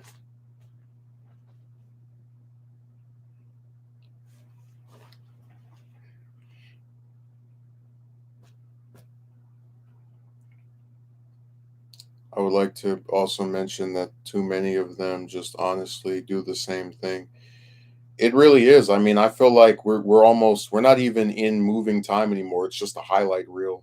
It's like the women's greatest hits. Like, hey, remember that time you spoke to one of them in the explicit phone call for several hours? How would you like a do over? Hey, remember that one time one of them agreed to marry you? How would you like us a redo of that? That has technically happened twice. You had the one from another country that was talking about we could get married, and then that like after a few days, and arguing with her mother starts bringing up all these stipulations and backtracking. Then you had the other one from here from the U.S. that was like, if you pay for a wedding, I'll marry you and have two kids. And I'm like, you must think I'm really stupid. You don't marry somebody with the ultimatum of like you must buy this for me. You would marry them because you actually like them. It's as simple as that. You mentioned this on your last stream too, how it was like being in a circus back in 2015. For me, it was 2010. So many of them do the same thing. Well, 2010 is really where social media took off. Like that's 2 years before Instagram. Or is that the year? I don't think it's the year Instagarbage started, but it's like right before, and that's really when people were using Facebook and Craigslist and YouTube was like really starting to kind of get closer to what it is today with the partnership program extending to more people than before. So what I'm getting at is that year, like that beginning of this previous decade really is when the internet started and just kind of like wrapped itself around chicks, and I don't think they were as familiarized with the scams and schemes that they do nowadays, but that's definitely where it all started. I actually one time asked the guy, I said, "Well, if I was in middle school when social media really took off, when could I have had a chance with women?" And he was like, "Never. They were always going to just be this lousy group for you." Like he and I this is the same guy I think I told you about who was like at the start of our interactions very much antagonistic to my viewpoint, and then as I explained stuff and he saw evidence in his own life, he kind of like came over to it, but he admitted that if you were like not even an adult yet when the computers really started putting people together and you talking to this person from another country all day long, there was just no path for you. Because I said before, even if you try to just say, okay, you know what, forget the internet, I'm just going to meet somebody in real life. The chicks in real life are on the internet. They're on Instagram. Excuse me, Instagarbage. I made my mistake. Uh, they're on dating websites. I mean, you just can never truly unplug yourself from it, because even if you try to do that, you're still going to have people in your real life that are into it. Dude, 2015 is really where all of the insanity just came up to a like I guess if I were to try to give you a timeline of this stuff, the first time I ever asked out a girl was when I was in seventh grade, and she said no. I knew her for 5 years. I was actually very shocked by this because I thought she liked me. She gave me her number without a moment's hesitation, etc. It was a big shock. The next one I asked out was when I was in eighth grade. I didn't. I actually no. I didn't. I don't. I didn't directly ask her out, but I still like made it known to her that I was kind of like interested. She had a boyfriend, so whatever. The boyfriend, I always remember this. At the end of the school year, he broke up with her. Like after the school year ended, and and I remember that somebody told me she was crying for 3 days, and I said I was laughing for 3 days because I would never have done that if it had been me that she had chosen to be with, etc. The third instance was when I was in ninth grade, and there was this girl who was like really. I have to admit, out of any of the ones I've ever asked out in real life, she probably was the worst one in terms of personality. She was just really mean, and I thought she was nice looking, whatever. But She did it was if dude, I'm not even kidding. I felt like I was in seventh grade again because she went around saying, "Oh, he said he likes me," and basically just like they have to like tell every single person that you go to school with that you're attracted to them because that's like a big scam. And that's actually one of the things I was going to put in that video about how being straight is a bad thing. Like if some girl came up and said, "I like you," which happened like one time when I was in school, I wouldn't go around going, "This person sent me a message saying they liked me or they're into me." Dude, 2013 felt like a repeat of 2011, except I was slightly older and slightly more tired of this ridiculousness. I was like, all I got for being attracted to these bastards was being lied on and made out to be, I don't know, some kind of creep for thinking somebody was hot. They'll really try to embarrass you to anyone they come across. Yeah, that's one of the reasons why I stopped. Like when I got to um 12th grade, I didn't ask out a single girl I went to school. That was the only school year from when I was in seventh to just middle school, high school, where I just didn't ask out anyone, at like any chick after um just all the stuff I had been through. Because like I'm telling you, that year of 2015 was like a circus. It starts off with me being in the second semester of 11th grade and asking out some chicks, whatever. They're not interested because, of course, they never are. And then the ones you're like more subtle about, like, hey, let me just talk to this person. Oh, she has a boyfriend. They tell you this when you're trying to shake somebody's hand. Because apparently that's a romantic gesture, apparently. And after just kind of like, again, nothing happening, right? A lot of talk, a lot of just weird stuff that doesn't go anywhere. I said, okay, let me try the internet. And I go on sites like again, Reddit. I'll never forget. I even had one chick I was talking to in the YouTube live stream, and it just was driving me crazy. I was like, why am I having to do all this stuff just to speak to someone, like just to meet somebody? But yeah, basically, what it is that at the beginning it was like one chick a year, two chicks a year. And then as I got kind of like midway through high school, I was like, okay, we got to accelerate this. I got to meet at least one person, right? And it just because of how many were doing the same thing back to back, it just exploded to where I was just burnt out of them 2 years later. I was like, all right, this is dumb. Like I'm not kidding when I say I see attractive women everywhere I go. Sometimes I go to a store, sometimes I'm driving, and I never have any urge or desire to say anything to them. Like there's no point.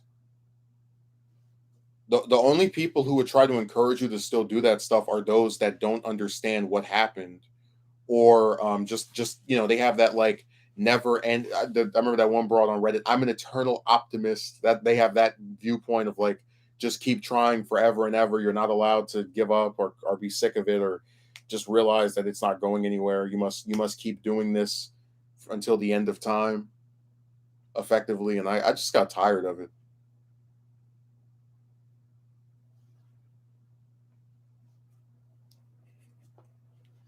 Dude, that's my favorite. Like, I'm not even joking. If I ever write an autobiography, you aren't allowed to notice and react to patterns. Oh no. Oh, you've been rejected by the last 30 chicks you asked out. Oh, the 31st will say yes. Just that goofy stuff. But I'm not even joking. If I had like an autobiography and I mentioned the chick because the one I met in seventh the one I asked out in seventh grade, I really did like her probably the most out of any of the ones I asked out, when I was like underage, because I knew her the longest out of any of the ones I saw like that. And that was one of the reasons why I kind of in hindsight regretted. Like at first, I really did regret even attempting because it's like, oh man, my whole friendship with her just got blown up over these romantic feelings that just made me look like an idiot. But in hindsight, because I don't talk to anyone from that era except one person, I don't feel that bad about it. Like basically, if I had not done that, it would have we still probably wouldn't be speaking anyway, because that's just the nature of these relationships with these people from when I was really young. They don't like try to talk to you. They don't try to keep in contact with you. You basically just disappear off the face of the earth for them. Um, but man, if I ever did a biography, like excuse me, an autobiography of my life, and I got to the section on ninth grade, I would start it off like when I talk about that chick that did the whole, oh, he was following me and not and wouldn't stop bothering me. I would do the whole thing of like, 2013 start to feel like a repeat of 2000 because it really did.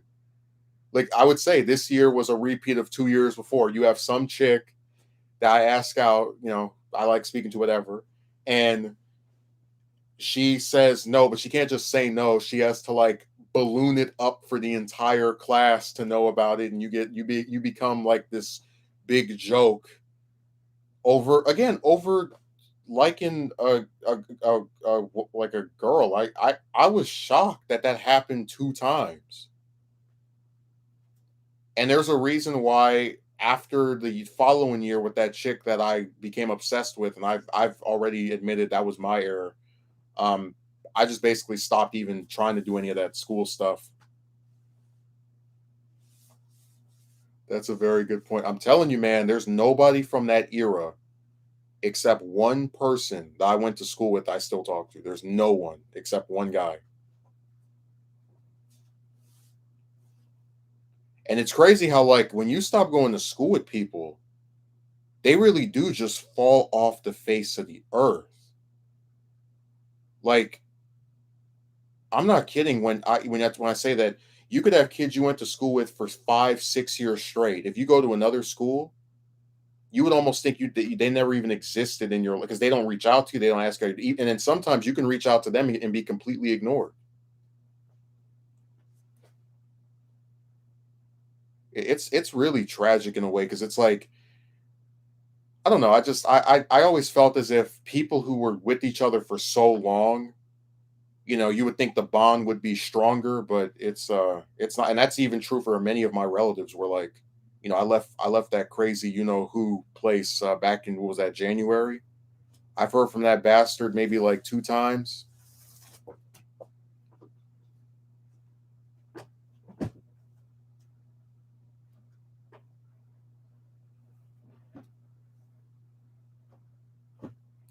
I just think it's so interesting. I always would hear about these magical internet relationships with chicks, and like you could never get one. You could never like meet someone who's like, okay, I will be with you, and let's talk to each other and get to know each other, and then maybe we can see each other in person. Never could get that. Yes, and unfortunately, it has happened to me a few times when I tried reaching out to a couple friends I had when we were still in school. She read my message and didn't even respond. Oh, one of that what same thing for me. I had a lady I knew when I was in eighth grade. I tried to reestablish stuff with her. I figured, hey, we could talk again. No, no, no response. I had another guy. I it was the year after me and him stopped going to school together. I said hi to him, and I think he no, it wasn't him. It was he didn't say anything back, but there was another one where I said hi to him and they blocked me. And the thing is, like, I'm not trying to be nasty here, but I care so little about friendships, like actually being friends with people that I already am not speaking to. So it's like I was more surprised than upset. I was like, okay, well, hell, forget it then.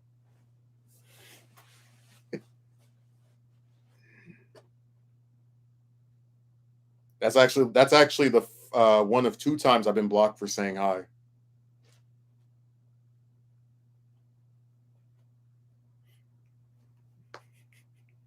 Dude, the internet is the most insane thing in the world. Like you can just say, "Isn't that a bit extreme?" Yeah, but they don't care. Remember that server I told you I was in where I said hi to one of the people in there, and then they sent me like 2 messages talking about I seem sus or something, and told the guy running the server when they confronted him about it, I don't like his username or his avatar. I'm like, what? And you don't like my username or avatar in the server where everybody's hiding their face and not using their real name? Really? That like I still think that was extreme. That was nuts.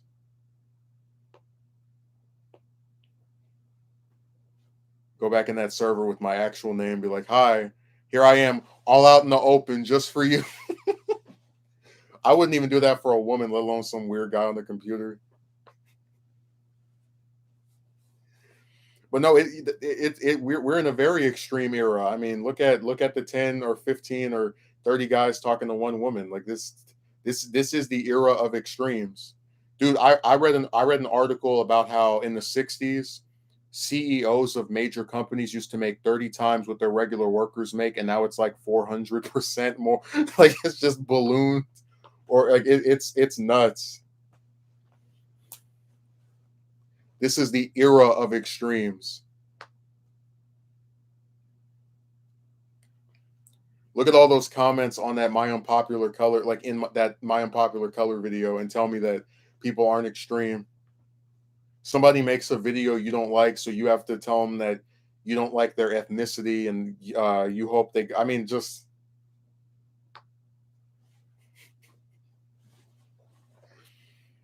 hey, that's the way we're going to classify this. This is the era of extremes. Daily mass shootings. 40 something men a year in the US ending their own life, 40 something thousand a year.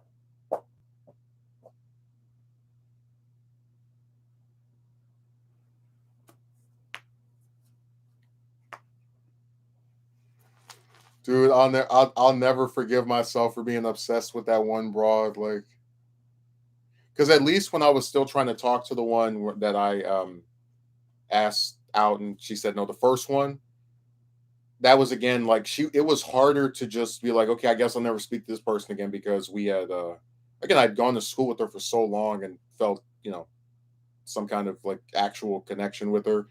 The other one was literally I spoke to her like two times, three times, and just just became infatuated. I mean, I wrote, I will never do what I did in trying to court her. It's like writing a love letter and talking. I can still remember some of the stuff that was in it. It was just a complete embarrassment, man. Like I didn't feel embarrassed telling those two chicks I like them, and then them going around the school trying to make fun of me or whatever. But I felt embarrassed trying to court that one in hindsight, anyway. Daily mass shootings have always scared me. I know I don't live in the, but hearing about that is still terrifying. Well, one of the scariest things to me is that Japanese prime minister's assassination. Like the guy who killed him, because Japan's very strict about gun laws. He made a gun, like he built a gun in his house and killed a former head of state.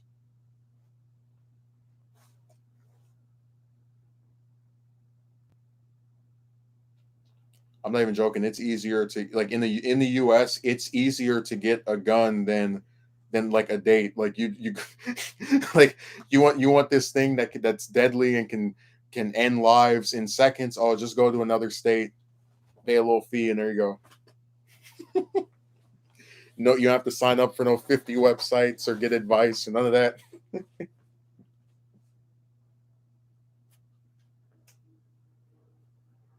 I already said before, I think it's easier to do brain surgery than get a date. Like there's a very clear, direct series of steps you're supposed to take. Dude, there's a lot of stuff it's easier to do than try to date a woman. Like it's easier to make a cartoon. You write the script, you draw the pictures. Easier to write a book. You start with your plot summary and then you expand the characters and lay out chapter by chapter where you expect things to go. That's crazy to me that like this all this stuff is simpler. I really do believe that my younger self would have completely disagreed. Well, he didn't have the experience.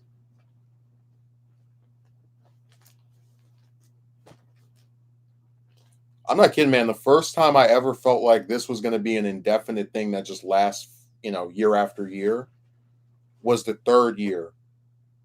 Um, because that's when I first started noticing, like, why is it taking so long to meet somebody? Like, why do I have to, keep asking out different girls and speaking to this one and talking to that one, and why? I really wondered that. I was like, why do I feel this? And I'm telling you, that was the first time I thought, okay, this is not going to end. It was 3 years into it. That was the first instance where I was like, this is just taking too long. Never progress into an actual friendship plus relationship with at least one. No, it's always just people sending some messages, and after a while that and she found you amusing for a while, even calling you her friend. But hey, you already know the rest of it. So just they talk to you for a little bit, and then you get phased out.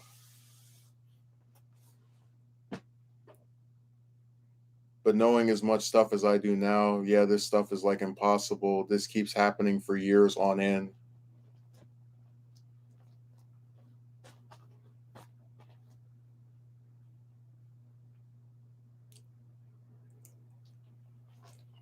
I told you, dude, for as long as I live, I will never forget the woman thing. I don't care if I had 1 million subscribers and 15 chicks were asking me out every day. I will always remember the way I was treated by the opposite sex. You better not, I better never have any real level of success and have one of them try to say something to me, because the Johnny come lately trend is dying. That train crashed and broke and smashed up into 1 million pieces a long time ago. I'm serious. What I've always found so disturbing about all the people talking about, you need to be successful and have this, is like, I remember being in seventh, eighth, ninth, 10th, 11th, 12th grade, start of college. These are all developmental years for a guy. And I had male classmates who had a girlfriend. So it's like you can't convince me, after I have physically seen people just break out of whatever thing you're trying to push in real life. Like it's not something I can believe in. It's just like when we were talking about stupid Triple L. It's like, how do you have a woman who admits that by the time she was 20, she turned down two different guys trying to marry her, try to tell you that, oh, it's okay for you to have to wait year after year just to go on a date. Like Bimbo, you have nowhere to, you have no idea what it's like to be turned down.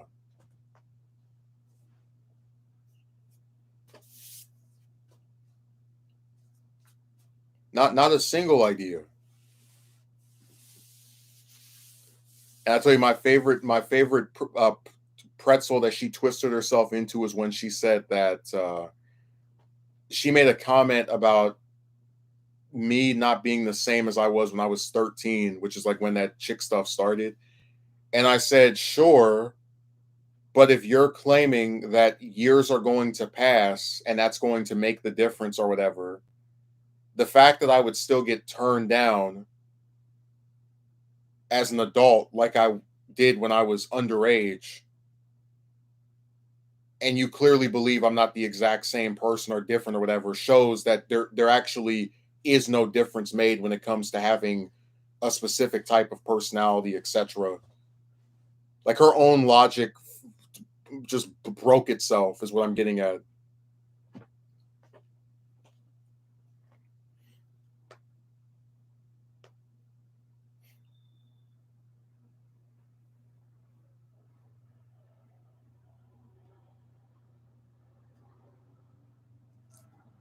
Dude, it is funny how sometimes in life there are these people that just pop up, because I'm telling you, like, I started to think the chick stuff was a waste of time. Again, like, you know, Triple L was definitely one of the weirdest, stupid chicks. Oh, trust me, I've left out certain things about her that would make her seem even more insane.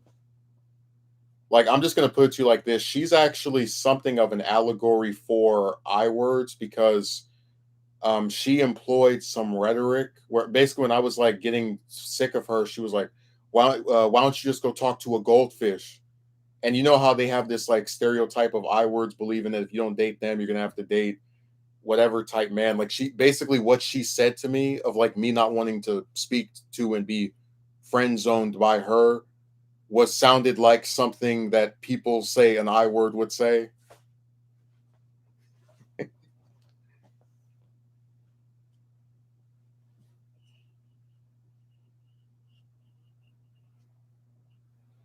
She was terrible, man. And like I said, sometimes I would sit back and go, it was kind of nice having attention from at least abroad, even if it wasn't the type I would have preferred. But now I remember, I always remind myself, like, you spoke to that bimbo for what was that, 10 months, 11 months? It was like August or September of 2018, all the way up until like June or July of the following year. So basically, every time I start to kind of maybe think I should have waited or a little bit longer, it's like, how much longer? Like, that was almost a whole year.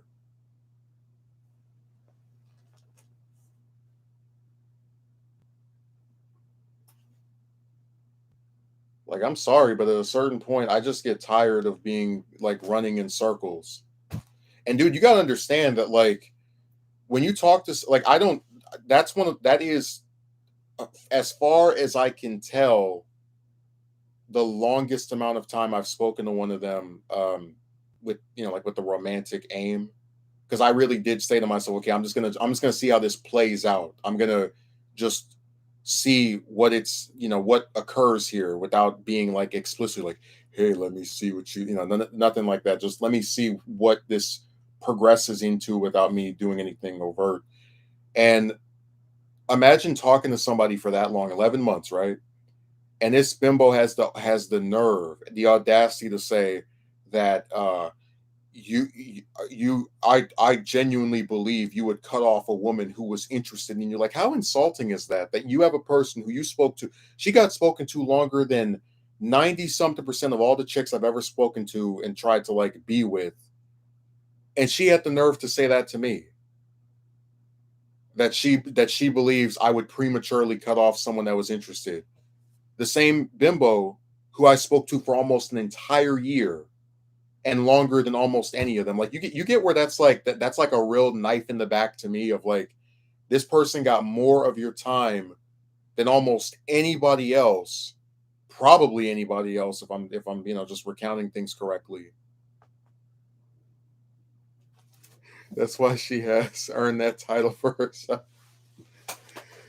I'm telling you, man, I felt like I was in like it was. I'll put it this way.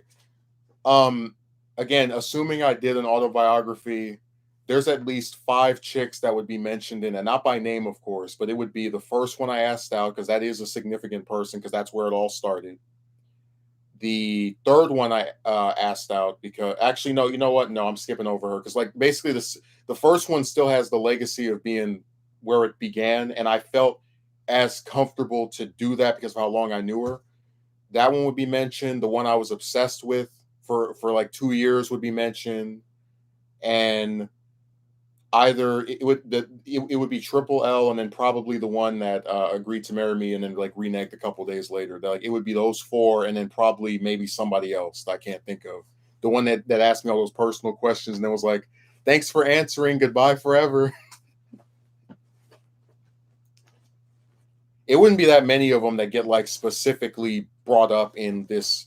But you get what I'm saying? Like, those are like really significant turning points for me because that the thing with Triple L isn't even just like, oh, it was so long. It's like that was the first one that really like started this trend of eventually you will meet somebody and you'll live happily ever after. That crap. And also the first of I think three that's tried to argue with me over my romantic beliefs, which I gotta tell you, man, it's if you ever heard the arguments these people use, you would be embarrassed for the human race. Like, people this stupid really exist.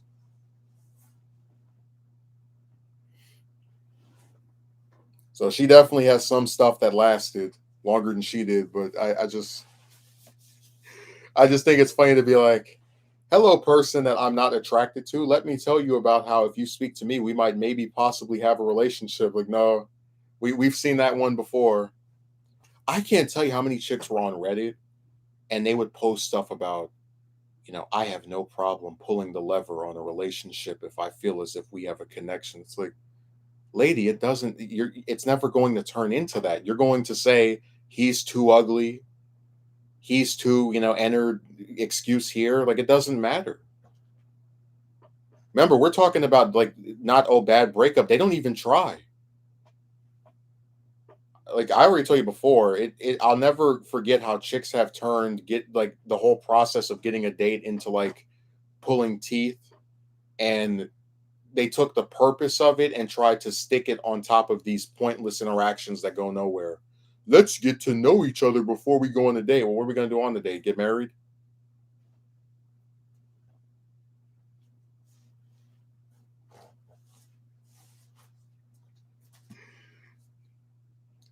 No, I'm telling you, if like I would not mention that many of them, but those would be the few that probably would get like some reference. Because I really can't think of a woman like it's really not a coincidence that I'm as burnt out of chicks as I am when that was one of the last ones I like seriously tried to do stuff with. Just when you consider the length of time I talked to her, the stupid things she said and did, the contradictions. I mean, she was like the final coup de grace, our final boss in a game where they got all the different previous bosses' powers. It really doesn't matter, and that's the main problem. They just don't give it a chance, so they'll engage uh, in these long discussions that go nowhere. Yeah, and that's why I said, like, what's the point? Like, why bother entertaining the idea of being friends with one of them when like I'm not even just talking about romance, okay? You gotta understand, Triple L lived in the same city as me and just would not say, "Hey, you want to go hang out?" You're like, you had to basically pull twist arms, metaphorically, of course, to even get her to agree to meet in person. Which, as I said before, all she did was blow smoke in my face because that's real fun. I'll tell you one of my favorite stories with her is when she went to another state and for like the whole month just wouldn't say a word to me, right? Then I called her and she was like, "Hey, I've been thinking about you." And I was like, "Yeah, I'd sooner believe in Santa."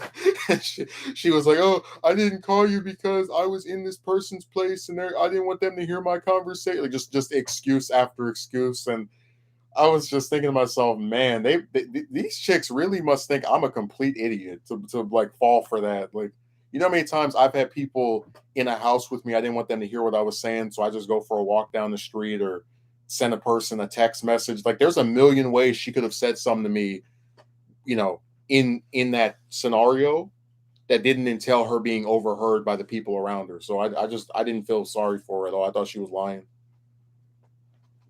I thought she forgot I existed until she came back and at that point was trying to do damage control.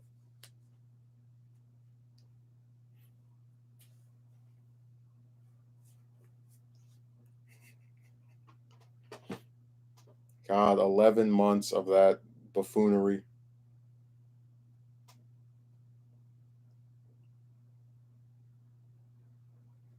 I tell you, the saddest thing about her is that by the end of it, I really thought it might possibly go somewhere. Because she had started to sort of change her position, seemingly on the whole, like, oh, you're part of this group of guys that despises women. That that whole like dumb smear that gets thrown my way. But after you finish speaking to her, she compares you to them and says you're edging toward extremism and all this other just it was just sad that she like you really could tell it was a woman scorn at that point, like they got to make sure they smack you on the behind as they get tossed out of your life.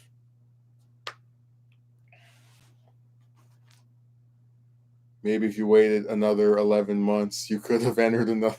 Yeah, I believe. Dude, I told you that every time I start to find myself thinking, I just remember you spoke to her longer than probably any other woman,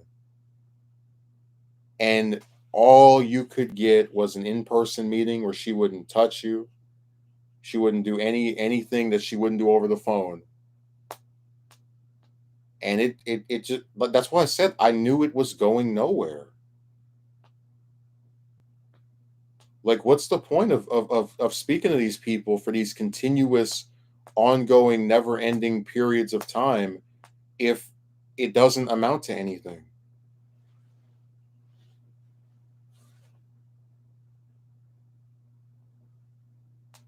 That's a serious question I ask. I'm not joking. I'm not trying to play games. Oh, that's terrible. I remember you talking about that meetup. Super weird. Well, I tell you, I did that because I really wanted to see if maybe it was the internet that causes people to be so detached from each other.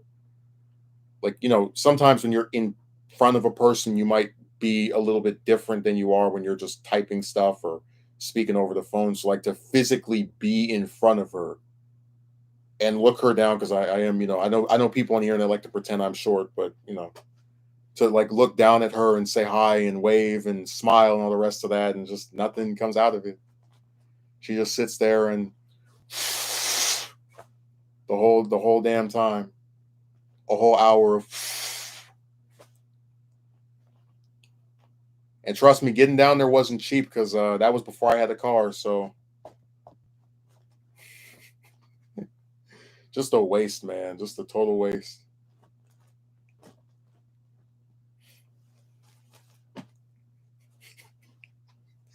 Dude, I'm not kidding. Like that whole meetup was just so like anticlimactic. Like you would almost think it was like a live call, like nothing happened. I said, I'm never going out of my way to meet one of these bastards ever again. That's gonna be the first and last time something like that happens. Trust me. The only one of the chicks I met off the computer, and she didn't do anything at all except run her mouth and blow smoke in my face. Yeah, that's overall main of this. So much wasted potential. I don't even think we shook hands or made any type of like physical contact. It was just stare this person down. Um, and like I said, dude, if you let them get their way, you don't have nothing comes out of talking to them. Like if I hadn't have kept pushing for that meeting, she would have never done it. I would just sit on the phone with her for like 2 years until she meets some guy that she actually wants to date. And then it's like, oh, he thinks I'm trying, because you know that like we have a thing now where every chick uses their new guy as an excuse to dump you or get rid of you. So they I mean, like what's the point of that? You're gonna talk to her for another year, and then if she meets somebody else, she can just throw you away, and then all your time with her went was for nothing. Like again, what is the purpose of that?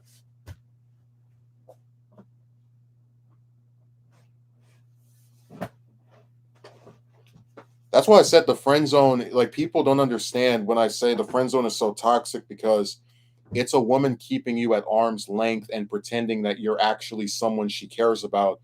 When in reality, if she meets some guy that she likes more than you or starts dating or whatever, because everyone is so damn jealous of every person that ever lived, she can just say to you, hey, I'm with this guy now, goodbye, or just stop responding to you abruptly. There's all types of stuff that they do to just cut you off.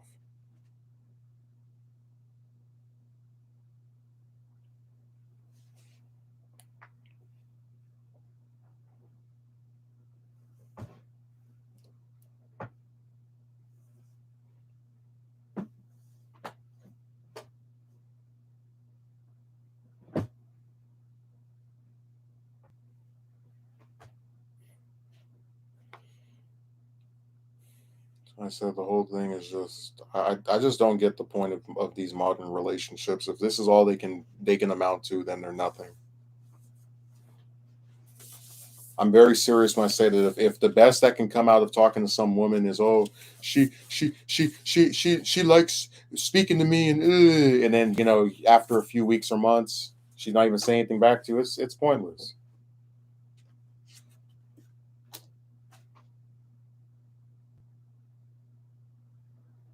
The hell would I look like if I'm sitting over here talking to somebody? Hey, I thought you liked speaking to me. Oh, you don't actually like speaking to me? Well, never mind. Dude, that I tell you that like that stuff is so weird to me because people actually convince themselves. Yeah, it is a huge waste of time, but you understand that like people they use the idea of dating one of them as an excuse to justify your time being wasted. Oh, that woman didn't like you back? Well, just ask out another one. Just keep asking them out. And guess what? When things don't work out, one of those bastards, you know who's taking the fall? The person with the banana. That's how it goes every time.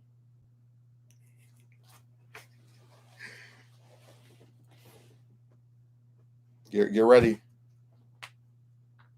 You did something wrong. It was your fault. You did it. You.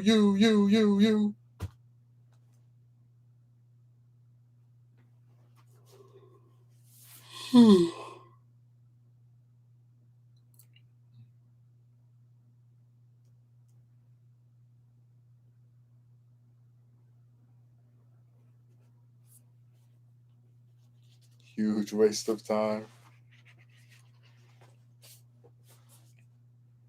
I tell you that people they convince themselves that you're going to just keep going through this stuff to get some kind of reward that's not coming.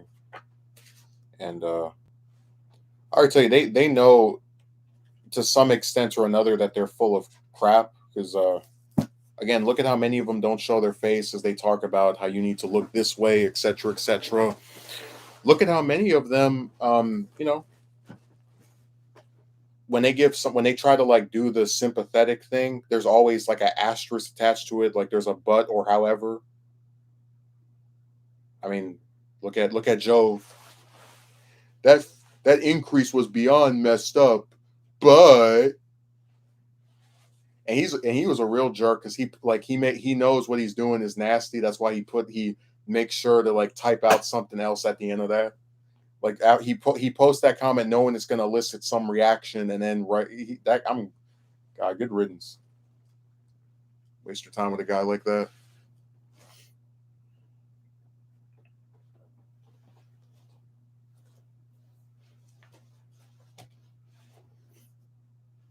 Let me put this thing on the charger. This is the time waste era. People do all kind of stuff that doesn't mean anything.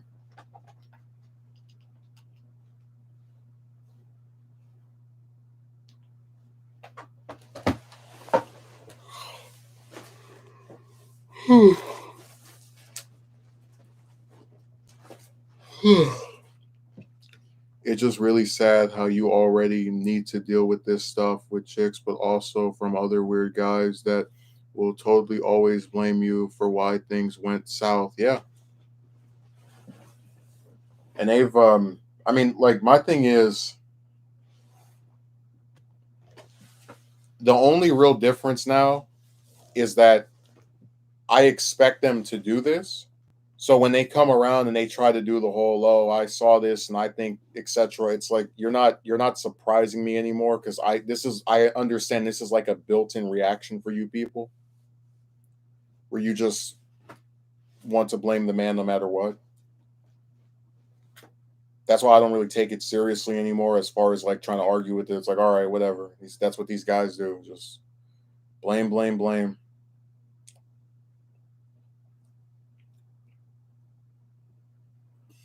I already tell you that's one of the reasons why the internet has become such a disgusting place because people just feel like they have all the power in the world to treat someone else like like dirt. I mean, that's why I call it concern trolling because every time somebody comes around doing that whole, oh, I hope you get this, did you get that? It's like, where were you? I haven't seen you before.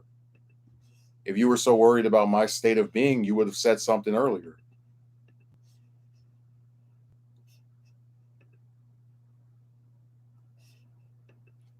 It's all just this big joke.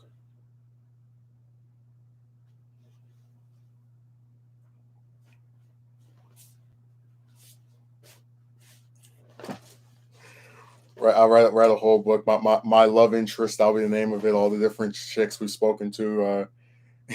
The whole saga. That'd be funny if, like, for the stuff that happened in real life, I get the eyewitnesses. I'm like, hey, so do you remember when this person said this, when this person did that?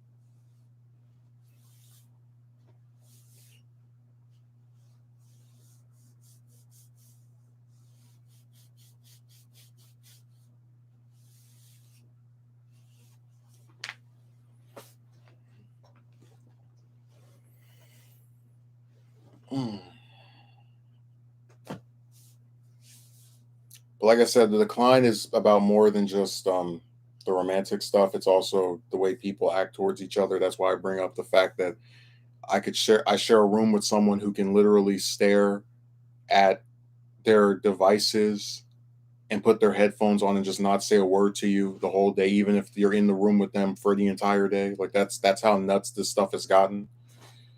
Um, it's I just think that that's weird. I really do, and I'm not going to sugarcoat. I'm not going to try to say, oh, maybe from their perspective. No, I just think it's weird that you have people who live with each other who act like the other person isn't even in front of them. I don't care what anyone says to try and defend that. I think it's weird.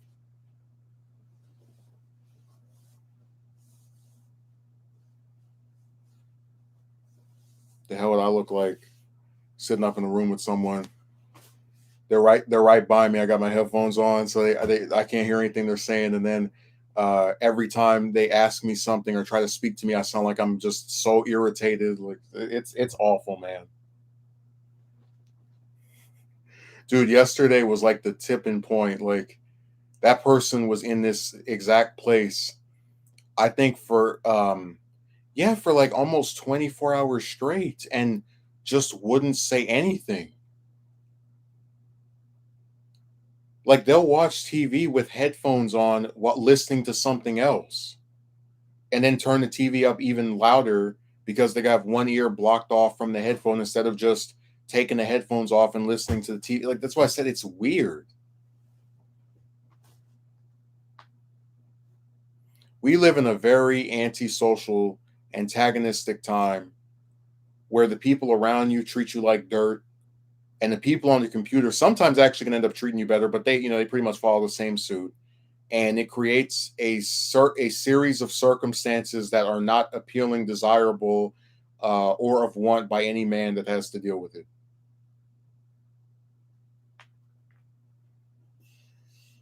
So, with that being said, I do want to close this out because I have some errands I got to run. Um, Megumi, do you have anything else left to say? Because I think I've touched base on all my major obstacles.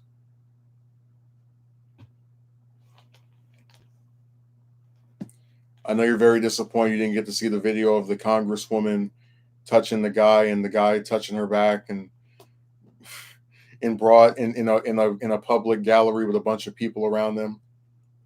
I really was afraid that if I played that video, I'd get in trouble because usually, okay, like people swear is what one thing, but that type of touching is something I'm not going to take any chances with.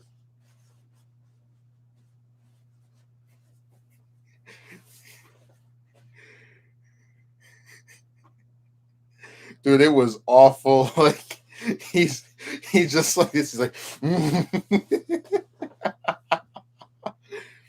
that would certainly be well. I think I might be able to. Somebody put it on Twitter. I might be able to link it to you. But do you have any further comments, statements, theories, concerns, or shenanigans you'd like to get out?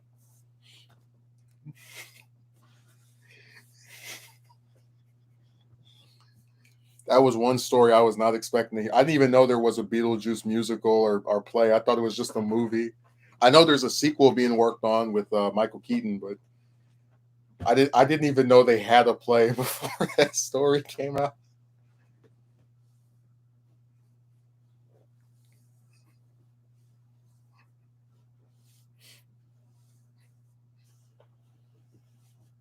So anything else?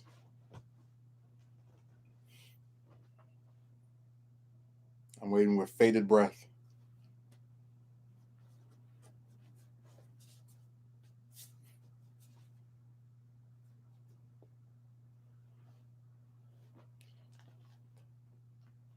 But yeah, just give me time with some of this romance stuff. When I write a script, I gotta, I like to proofread and make sure it touches everything. I was going to mention how this problem affects LGBT people, but I'll save that for the next stream. Yeah, well, I come back on Saturday, so I guess that is a while off, but it's like 5 days. We just review it here, so I'll thanks for showing up, Megumi. Akatsuki merch when he made his brief cameo at the start. Uh, And I hope you enjoyed and have a good rest of your Monday. And I'll be back on Saturday